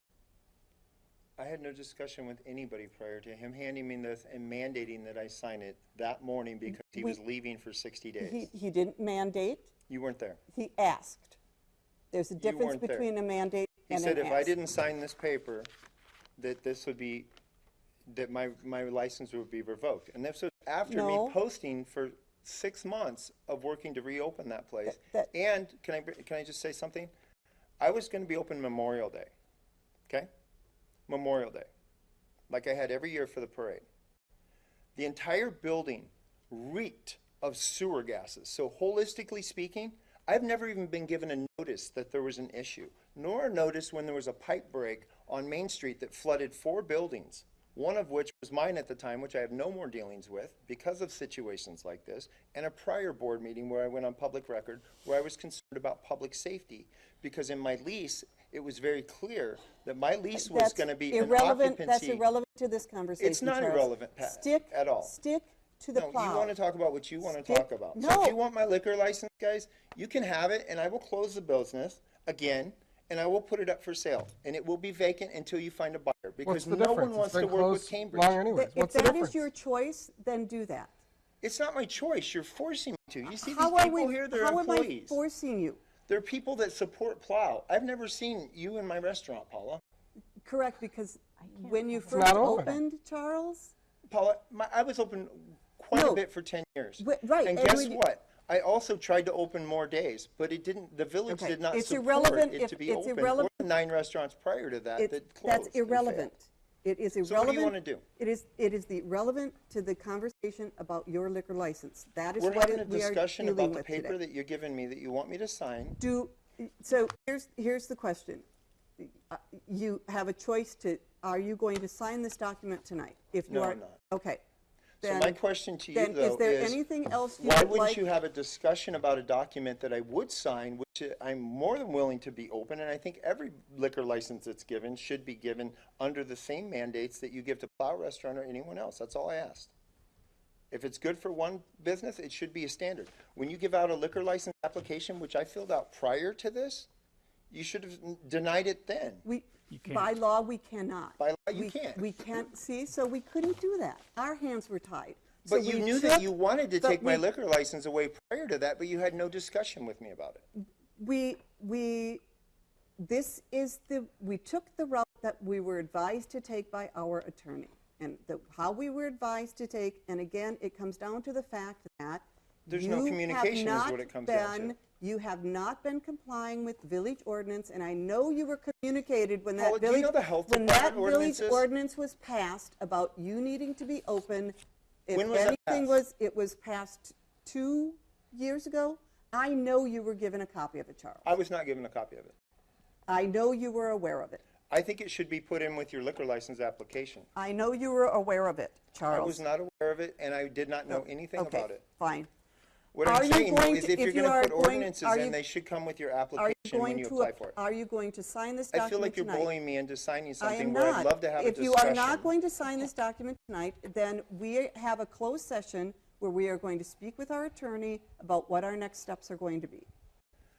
I would just like a document that's drafted, that's good for all. This is a document that's drafted. Did If you anybody don't- else get one of these? If you Charles, don't, I'm sorry, I don't mean to Go ahead. interrupt you, Paula, but this arguing I back and don't forth. want to argue, I'm sorry. Well, you're doing a really good job. What is it that you do want? You said you want to have a okay, we are here. I would like to, and Brian and I even said, 12 days is very vague. I think it should be hours, which we put in there, 48 Okay. hours a month. That's Okay. good. But one of the concerns that I have is you're asking me to open when the building is unsafe because of the sewer gases that we had. And no, we don't have a problem right now. But I have a concern with a background in construction that the problem will come back when your temperatures raise again. And if I have a dining room full of people or a kitchen and I have those kind of sewer gases, and it wasn't just Plow. It's in the Mercantile building and it was in the Art Hub and the residence apartments above that. And that lasted for almost 3 to 4 months. Okay, Until the so I'm going temperatures to came ask down. a question. And I believe my staff here also that was working there also knows that's it. been resolved. It has? Yes, it had to do with I've heard that, but what I haven't heard is what I been know in resolved. construction, because I'm a licensed general contractor and I work with a lot of engineers, is there's back pressure that hasn't been, and nor have your lines been cambered. And then when I come to this meeting, I'm hearing about grinders and a new subdivision because everyone said that the reason for it was because of a new subdivision that was put in Rockdale. No, No. no, Well, I talked with the plumber guy that was down there. no. The plumber guy doesn't know what he's talking about. I know, well, I'm just asking for, do you have an engineer that has given a notice to me that says it's fixed and it's clear? Because I had a 3.5-hour meeting with a health inspector, and I have another one on Friday. So have you had any issues? Specifically We have had about- it at different times, yes. There's been times where our building is, it comes And- briefly, and I believe it's tied exactly when, after talking to Hugh Lennox and Jim Lean, the two plumbers that are local here. Jim Lean is retired, but he's handling the Rockdale one, and they say it's a building issue. But if it's one building, why would it be 2 buildings and then 3 buildings? And the Because- sewer, We cannot, I don't mean to keep jumping over you, Paula, here, but we are here tonight you wanted to discuss this I document. did, but what I'm saying is, had I opened on Memorial Day, that problem was not resolved. And What no one about- has given me anything, What a about- piece when of When was paper the that I last can time, hand them. when was the last time I the would say plow it's was within the open? last 2 weeks. When the No, plow, no, wait, no. when When plow was was the open, last plow? You said plow you has were been going. open all the way since August, Okay, the 1st of August. No. one before thing that we have to get straight, Yeah. and I'm sorry, but if we're going to have this conversation, Mm-hmm. we let each other finish sentences, okay? So I started to ask you something, and you immediately jumped in When plow was before I even was able to complete my thought. When was the last time prior to your 2 weeks or this last 2 weeks? When was the last time that plow was open consistently? September of last year. So almost a year. Yeah, It and has been closed. I did a ton of stuff in that building to fix things that could have been dealt with earlier, but you can't. The roof, for instance, Mm-hmm. we had water dripping in our dining room. Okay. That's a $60,000 roof that I tried to pull a permit with your engineers or your building inspector, and I still don't have a permit on it. And did I've you, talked okay. to them directly. So and I in filled that out the time permit. frame, we have we have our ordinance in place. It is on the business owners to know what our ordinances are. I agree with you that we can put that ordinance into the license application. That can't fix the last year. So we know our ordinance. Yeah. Our ordinance is in place. It says if the business is not open within 90 days, that liquor license can be vacated. That's Did fine. you talk about communication? Did you communicate with the village to say, hey, I cannot be open because of A, B, C, D, E, F, and G? I did. I talked to your person, Cody, I think it was, and then he put me with another gentleman. I've told Chris Brunig multiple times. No, we're not talking about the sewer gas.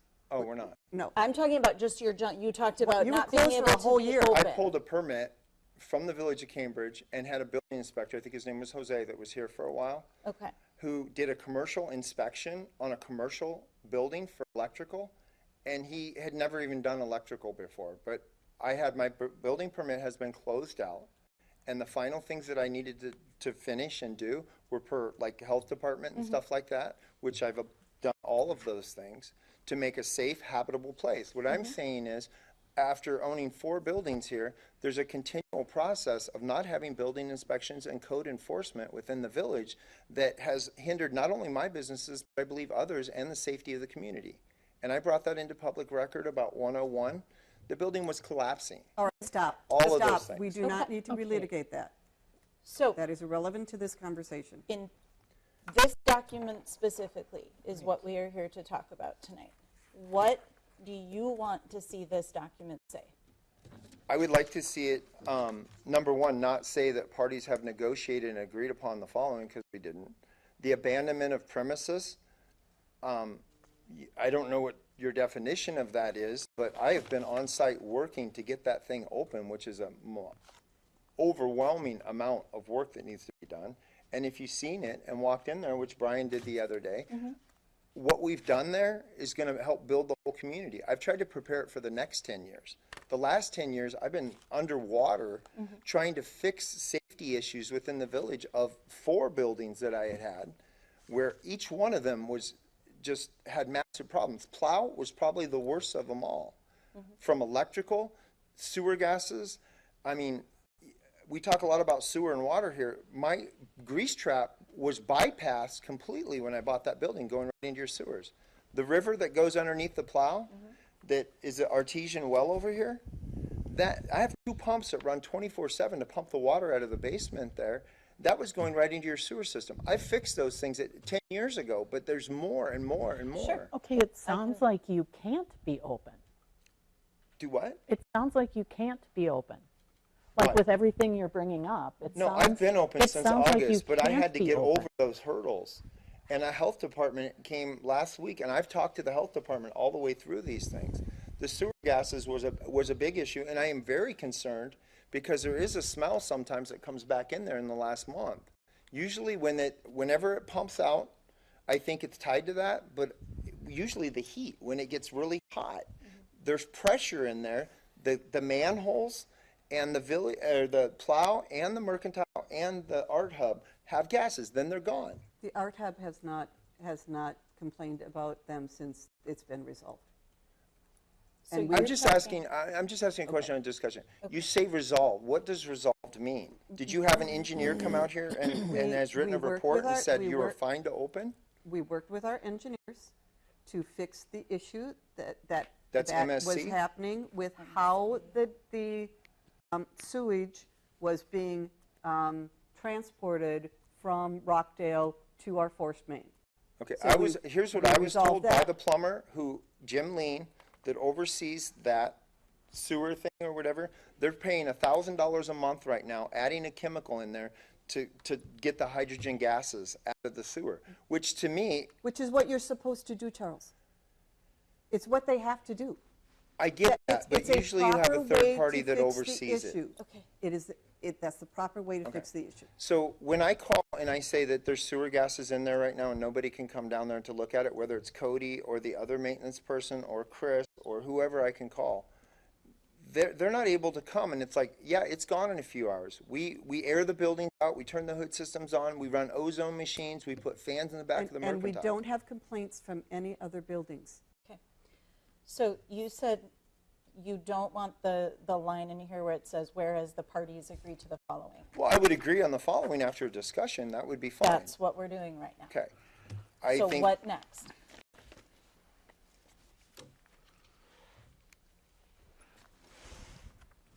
I was going to just point out as a point, I mean, the changes that were made to the initial agreement, he and I talked about. So I think it was negotiated. Okay. Yeah. And I do that's too. what I wanted to negotiate with the I would board, think the not tap house the would have.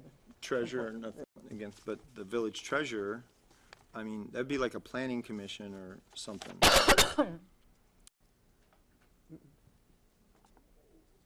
The abandonment, I think that saying I abandoned it by 90 consecutive days, It's a legal term. if I was closed for 90 days in the last year, you would think that that would have been given to me within 90 days or given a warning or some kind of a process that we could follow. We Like were- saying, hey, you've been closed 90 days now, you know, you got 30 days to be open or some kind of a procedure. But you're right, I was closed for a year. I can tell you what I did. You can see what I did. We were trying to give you the benefit of the doubt, and then we figured we just wouldn't renew your liquor license.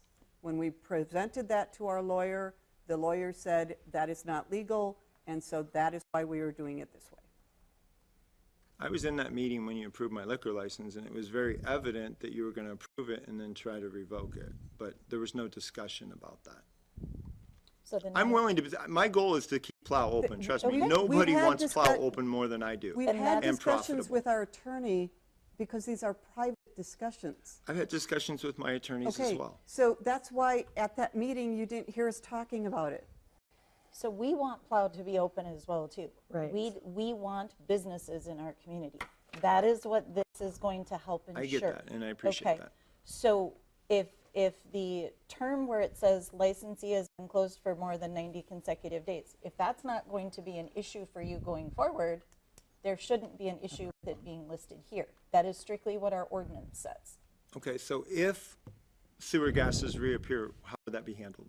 Because right now I've been given no notice that that has been dealt with, which I think is just a public safety issue of saying, hey, we have a problem and letting people know that.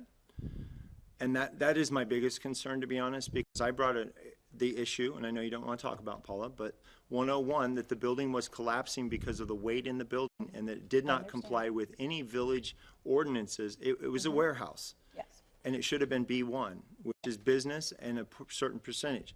Now we're dealing with, you know, a potential that sewer gases could come back, which I hope it's fixed because I don't want to have that problem. How I envision that communication is it simply can be, it has to be documented. So if it's calling the village office, sending an email to the administrator, and then we follow, if there's a pattern, we can see if it's a certain period every day or if it's a certain period to each time of the month or things like that. But we can't just take it's happened in the past. We have to have documentation that supports that so that we can follow up on it. I have lots of documentations. Every time I sent Cody an email or text and JC and said, hey, JC, are you smelling it today? Are you? No. And I mean, I do construction. What I'm telling you is the plow is at the very bottom of the hill. It's the first one that's going to get affected. The second one is going to be that. The last one is going to be at the top of the street. And we want to be able to rectify that. We have been advised by our engineers that that problem has been fixed. And that was MSC? That's what I was asking, was who was the engineer that said that problem was fixed? MSA? When was that given? Because I just think for me in the health department and to be able to go forward that I should be able to tell them, here's a letter that says that that has been addressed, because under food licenses you cannot have raw sewage gases or anything. It's very toxic. So is that something you need, is documentation? I would like that, but I would like I'm just asking as a tax-paying person here, that when the water main broke or this, that you should notify your business owners or your residents that there's an issue here. And I've seen a pattern over the time that I've been here that I don't get notification about anything. And those are things we can work on as a village, as a staff, as a board. This right here is what's in front of us. So if you're saying in order to move forward with being open and not having this 90-day closure, and you're saying you need the documentation for the health department, we can get that documentation, I assume. It's not just for the health department. It's me speaking on behalf of a business owner and you understanding that I wanted to be open, and the issues that I keep dealing with, and to bring up another one, the park. Everybody thinks I own that park, and thank you so much for tearing everything out of there and getting it cleaned up. The sprinklers were running almost nonstop that caused the back of my building's foundation to fail because of continued just water. The whole building exploded in the back. I don't know if you guys noticed that, because the building was collapsing in the back. Okay, so what are you looking for from us tonight? Tonight, I'd like communication. I would like us to put something together as a Communication unified. about what? When there's a problem in the village, such as sewer gases, main Okay, lines that breaking. it has nothing to do right now with the document in front of you. Had I been open prior to my liquor license being renewed, I would have been open continuously through that. Would you still have done this? Yes. Well, not if it was, If he were open if he were continuously. open continuously. If you were open continuously. You just said it right there, Then Paul. there's That's no- my, that's no my No, issue you, right there. no, I That's my issue right no, there. Charles, I misunderstood your No, question. you said it very clearly, I Paula. misunderstood your question. You I have would been, be more than closed- willing to work with Brian on Charles, this, and I you've would been sign the closed- papers, and I'm so appreciative of someone coming in and logically looking at the facts and trying to put something good for anyone. My intent is to find an operator for Plow for the last 5 years. They laugh at me, okay?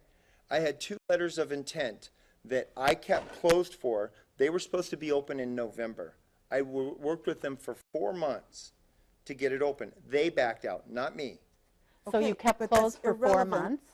Huh? You were So you were closed for 4 months? He was closed for almost a year. But you were closed recently trying to find an operator for 4 months. We have been trying to find an Our operator for 5 ordinance years. says 90 days. Yes. So that's So what I was saying. what do you Yes, if you're expect us closed to more do? than 90 days, we will Realistically, revoke your license. holistically looking at it, do you really want to take a liquor license away from Plow Restaurant when I'm more than willing to find any solution to get someone else in there? I've given 10 years of my But- life to that but- place. The liquor, when you sell the building, the liquor license does not sell with the building, Charles.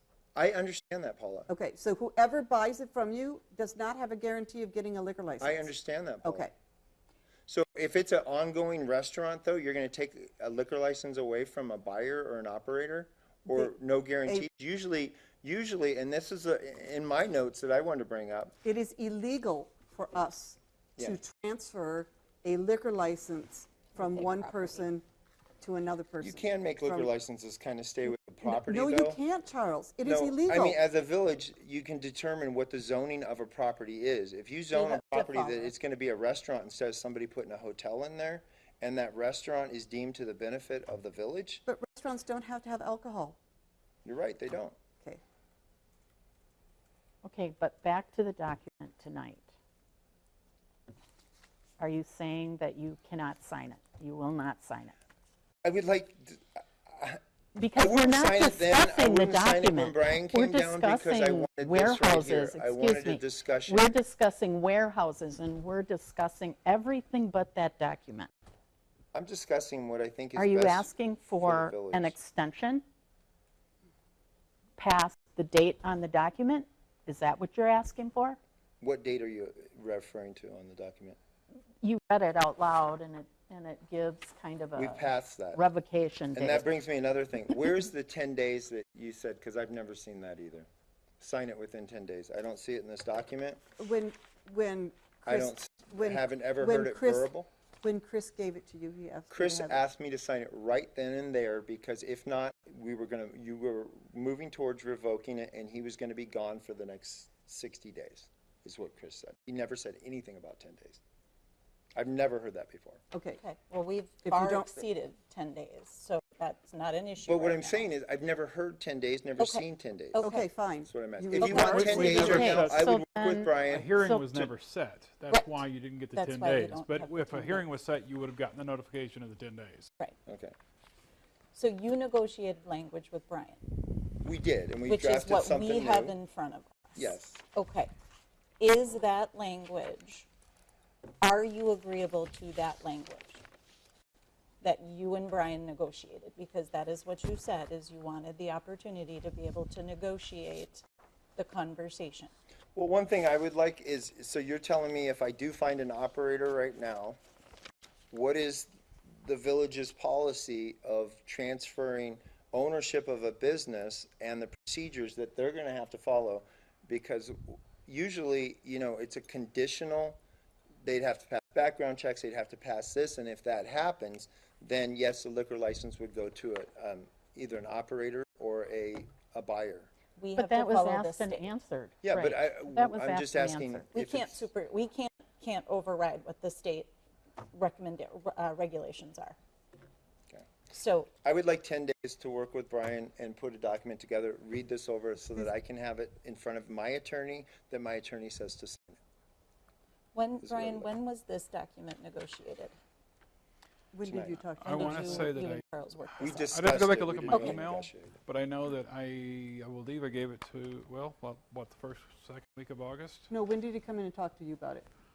And then you made the adjustments that he asked for? When It Chris was went in and got Like the his, 48 hours? It was like the Friday or the day after Chris had his surgery, so it was like the 29th of July. Okay. Okay. yeah. So the day before Chris had his surgery, or 2 days before, is when I got this document for the first time. Yep.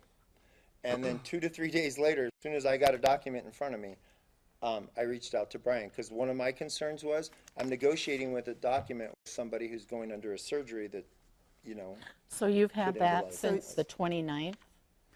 No, it took me a few days to get the changes made, but I would say the next week he got it Yeah. sometime. Okay, So- so I've you've just for about a week you've and a half, had 2 it weeks. to be able to have your attorney look at it.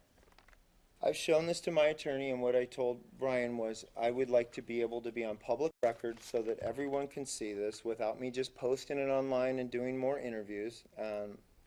and it being on the front page of the paper as last chance for plow, which greatly affected my staff to want to come and work at a restaurant that they think is going to be closed because it's not going to have a liquor license.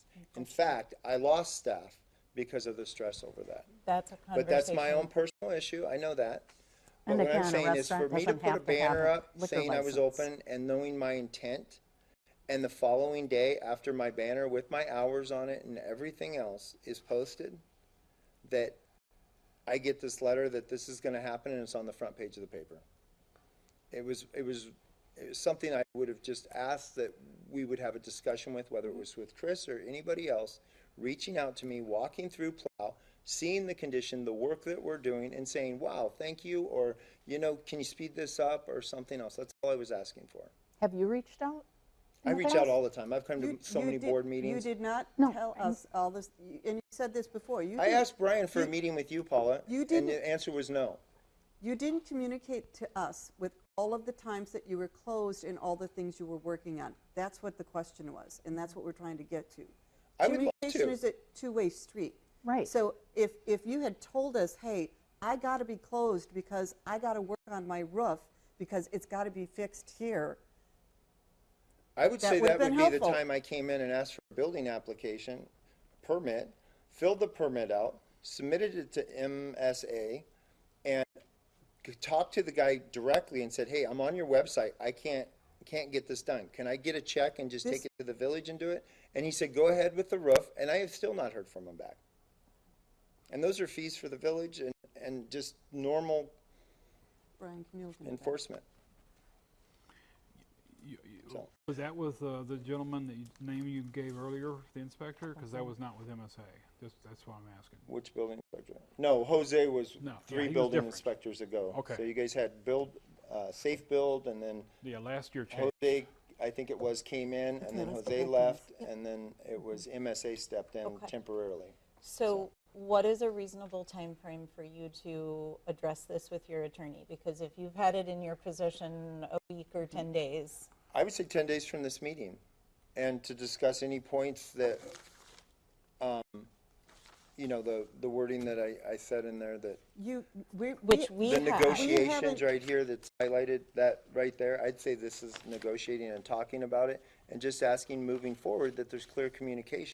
Well, Trying you to get said- on the, you know, public comment 3 minutes, I mean, to get on an actual agenda is not as easy as, You said you showed your attorney, that you've talked to your attorney about it.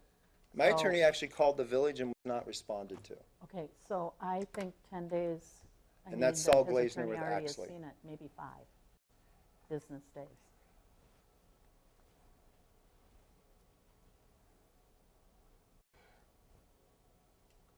Five's fine with me. I mean, I have no problem now that we've met to look it over. I mean, and I take it Brian's the person you guys want me to deal with? Our administrator is out on medical leave. He should not be bothered in any way at this point in time. Brian is capable of handling these discussions.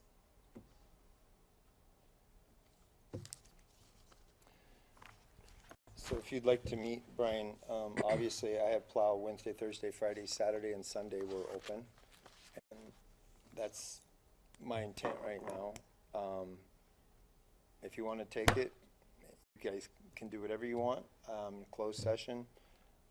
My intent has always been to keep the plow open. It has not been a financially viable opportunity for years.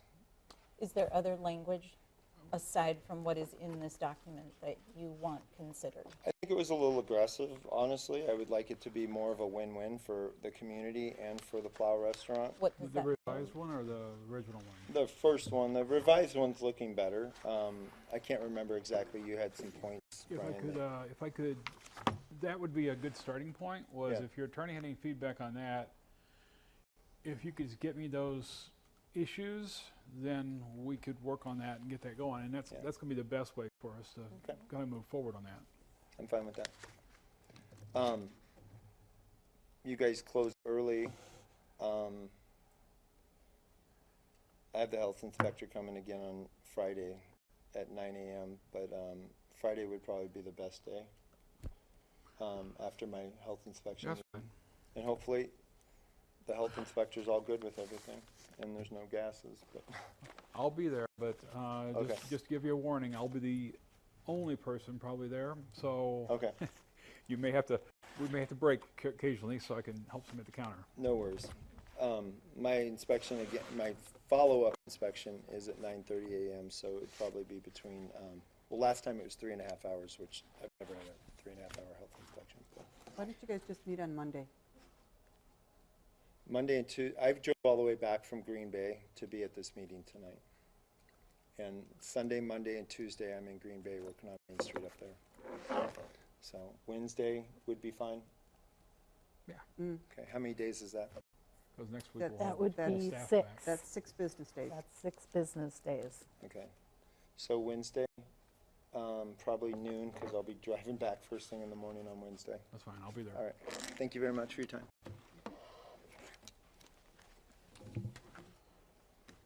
All right.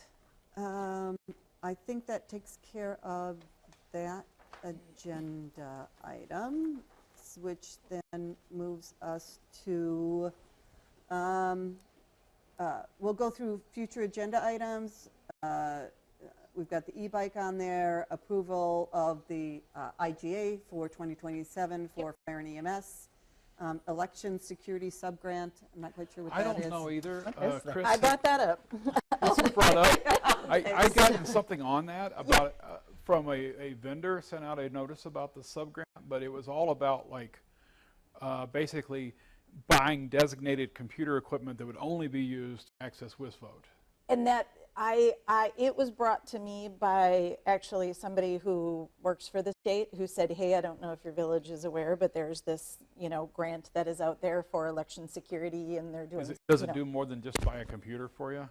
I believe so. I can would you like me to, I can take that lead if you want me to get more information from them Because I really haven't first. seen anything on it otherwise. Okay, yeah. I'll do that part. I'll look into that.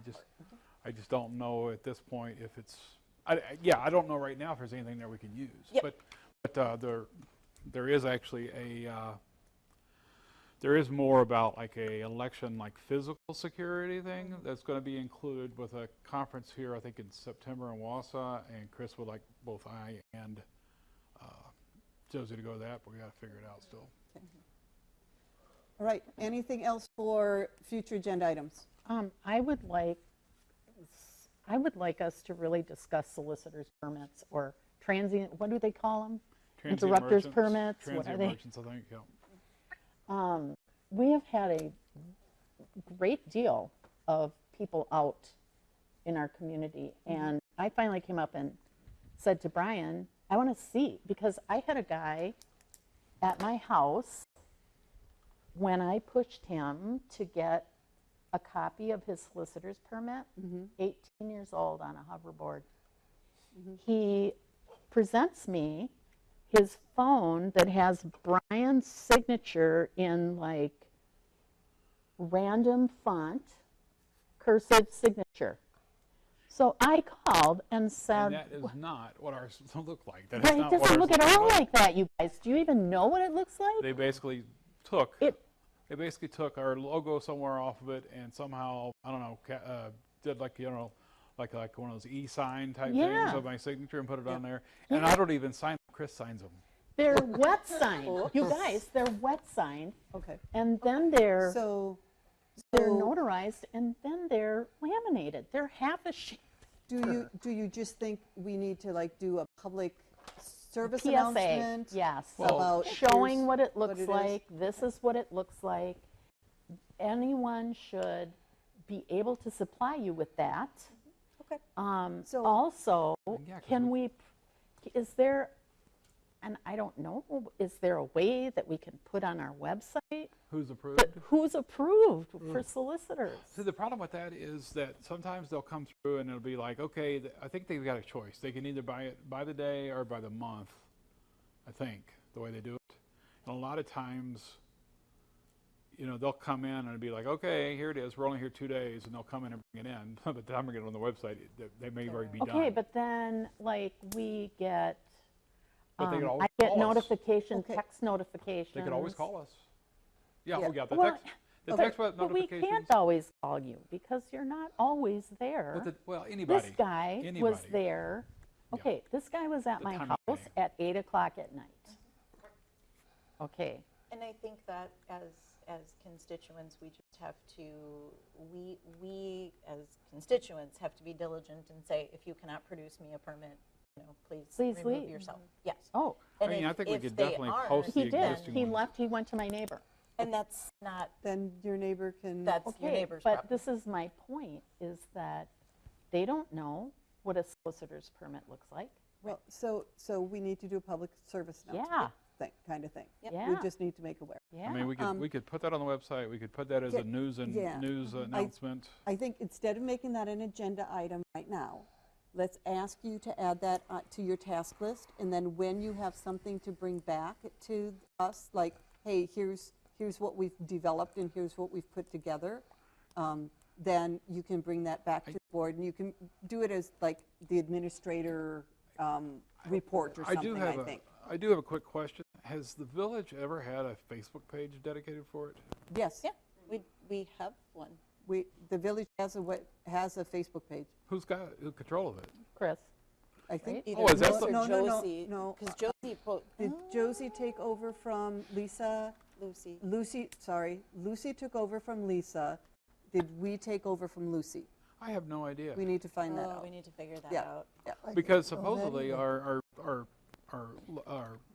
website software is supposed to have a social media integration with reporting. It's something we pay for and part of our Well, annual that'd be service. really great. Which would But be I don't good. know anything about that'd be a good place what the to heck that post it. is or anything because I didn't Yeah, think we had talk. I didn't think we had an official. Yes, we do.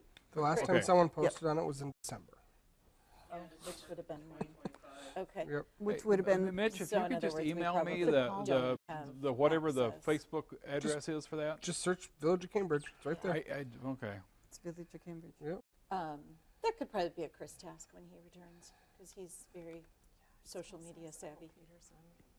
So, I mean, he could ask Lisa what the old password was, and because I don't know if Lucy changed it or not. So, okay. Well, that's All right. So that's another item. The issue so- usually is just getting somebody appointed as the administrator. as the administrator. Yep. Yeah. Because I have like a secondary account that Okay. has one friend, which is me. Perfect. yeah. Okay. And that account under my name was what I've used for administration for Any other items? other groups. Sorry. Any other items? No, you're good. If we Okay. could actually put the intergovernmental agreement on our next agenda, because I'll have it September. Thursday. Okay. September 9th. Excellent. All right. We will do that. Public comment? Okay, no one here for public comment. Next meeting dates, we've got the EDC on September 1st. Village Board is September 8th. Library Board is September 9th. Plan Commission is September 14th. Water and Sewer Committee, September 15th. And Village Board, September 22nd. Fire and EMS tomorrow night. Fire EMS tomorrow night. Thank you. And now we've got item number 15.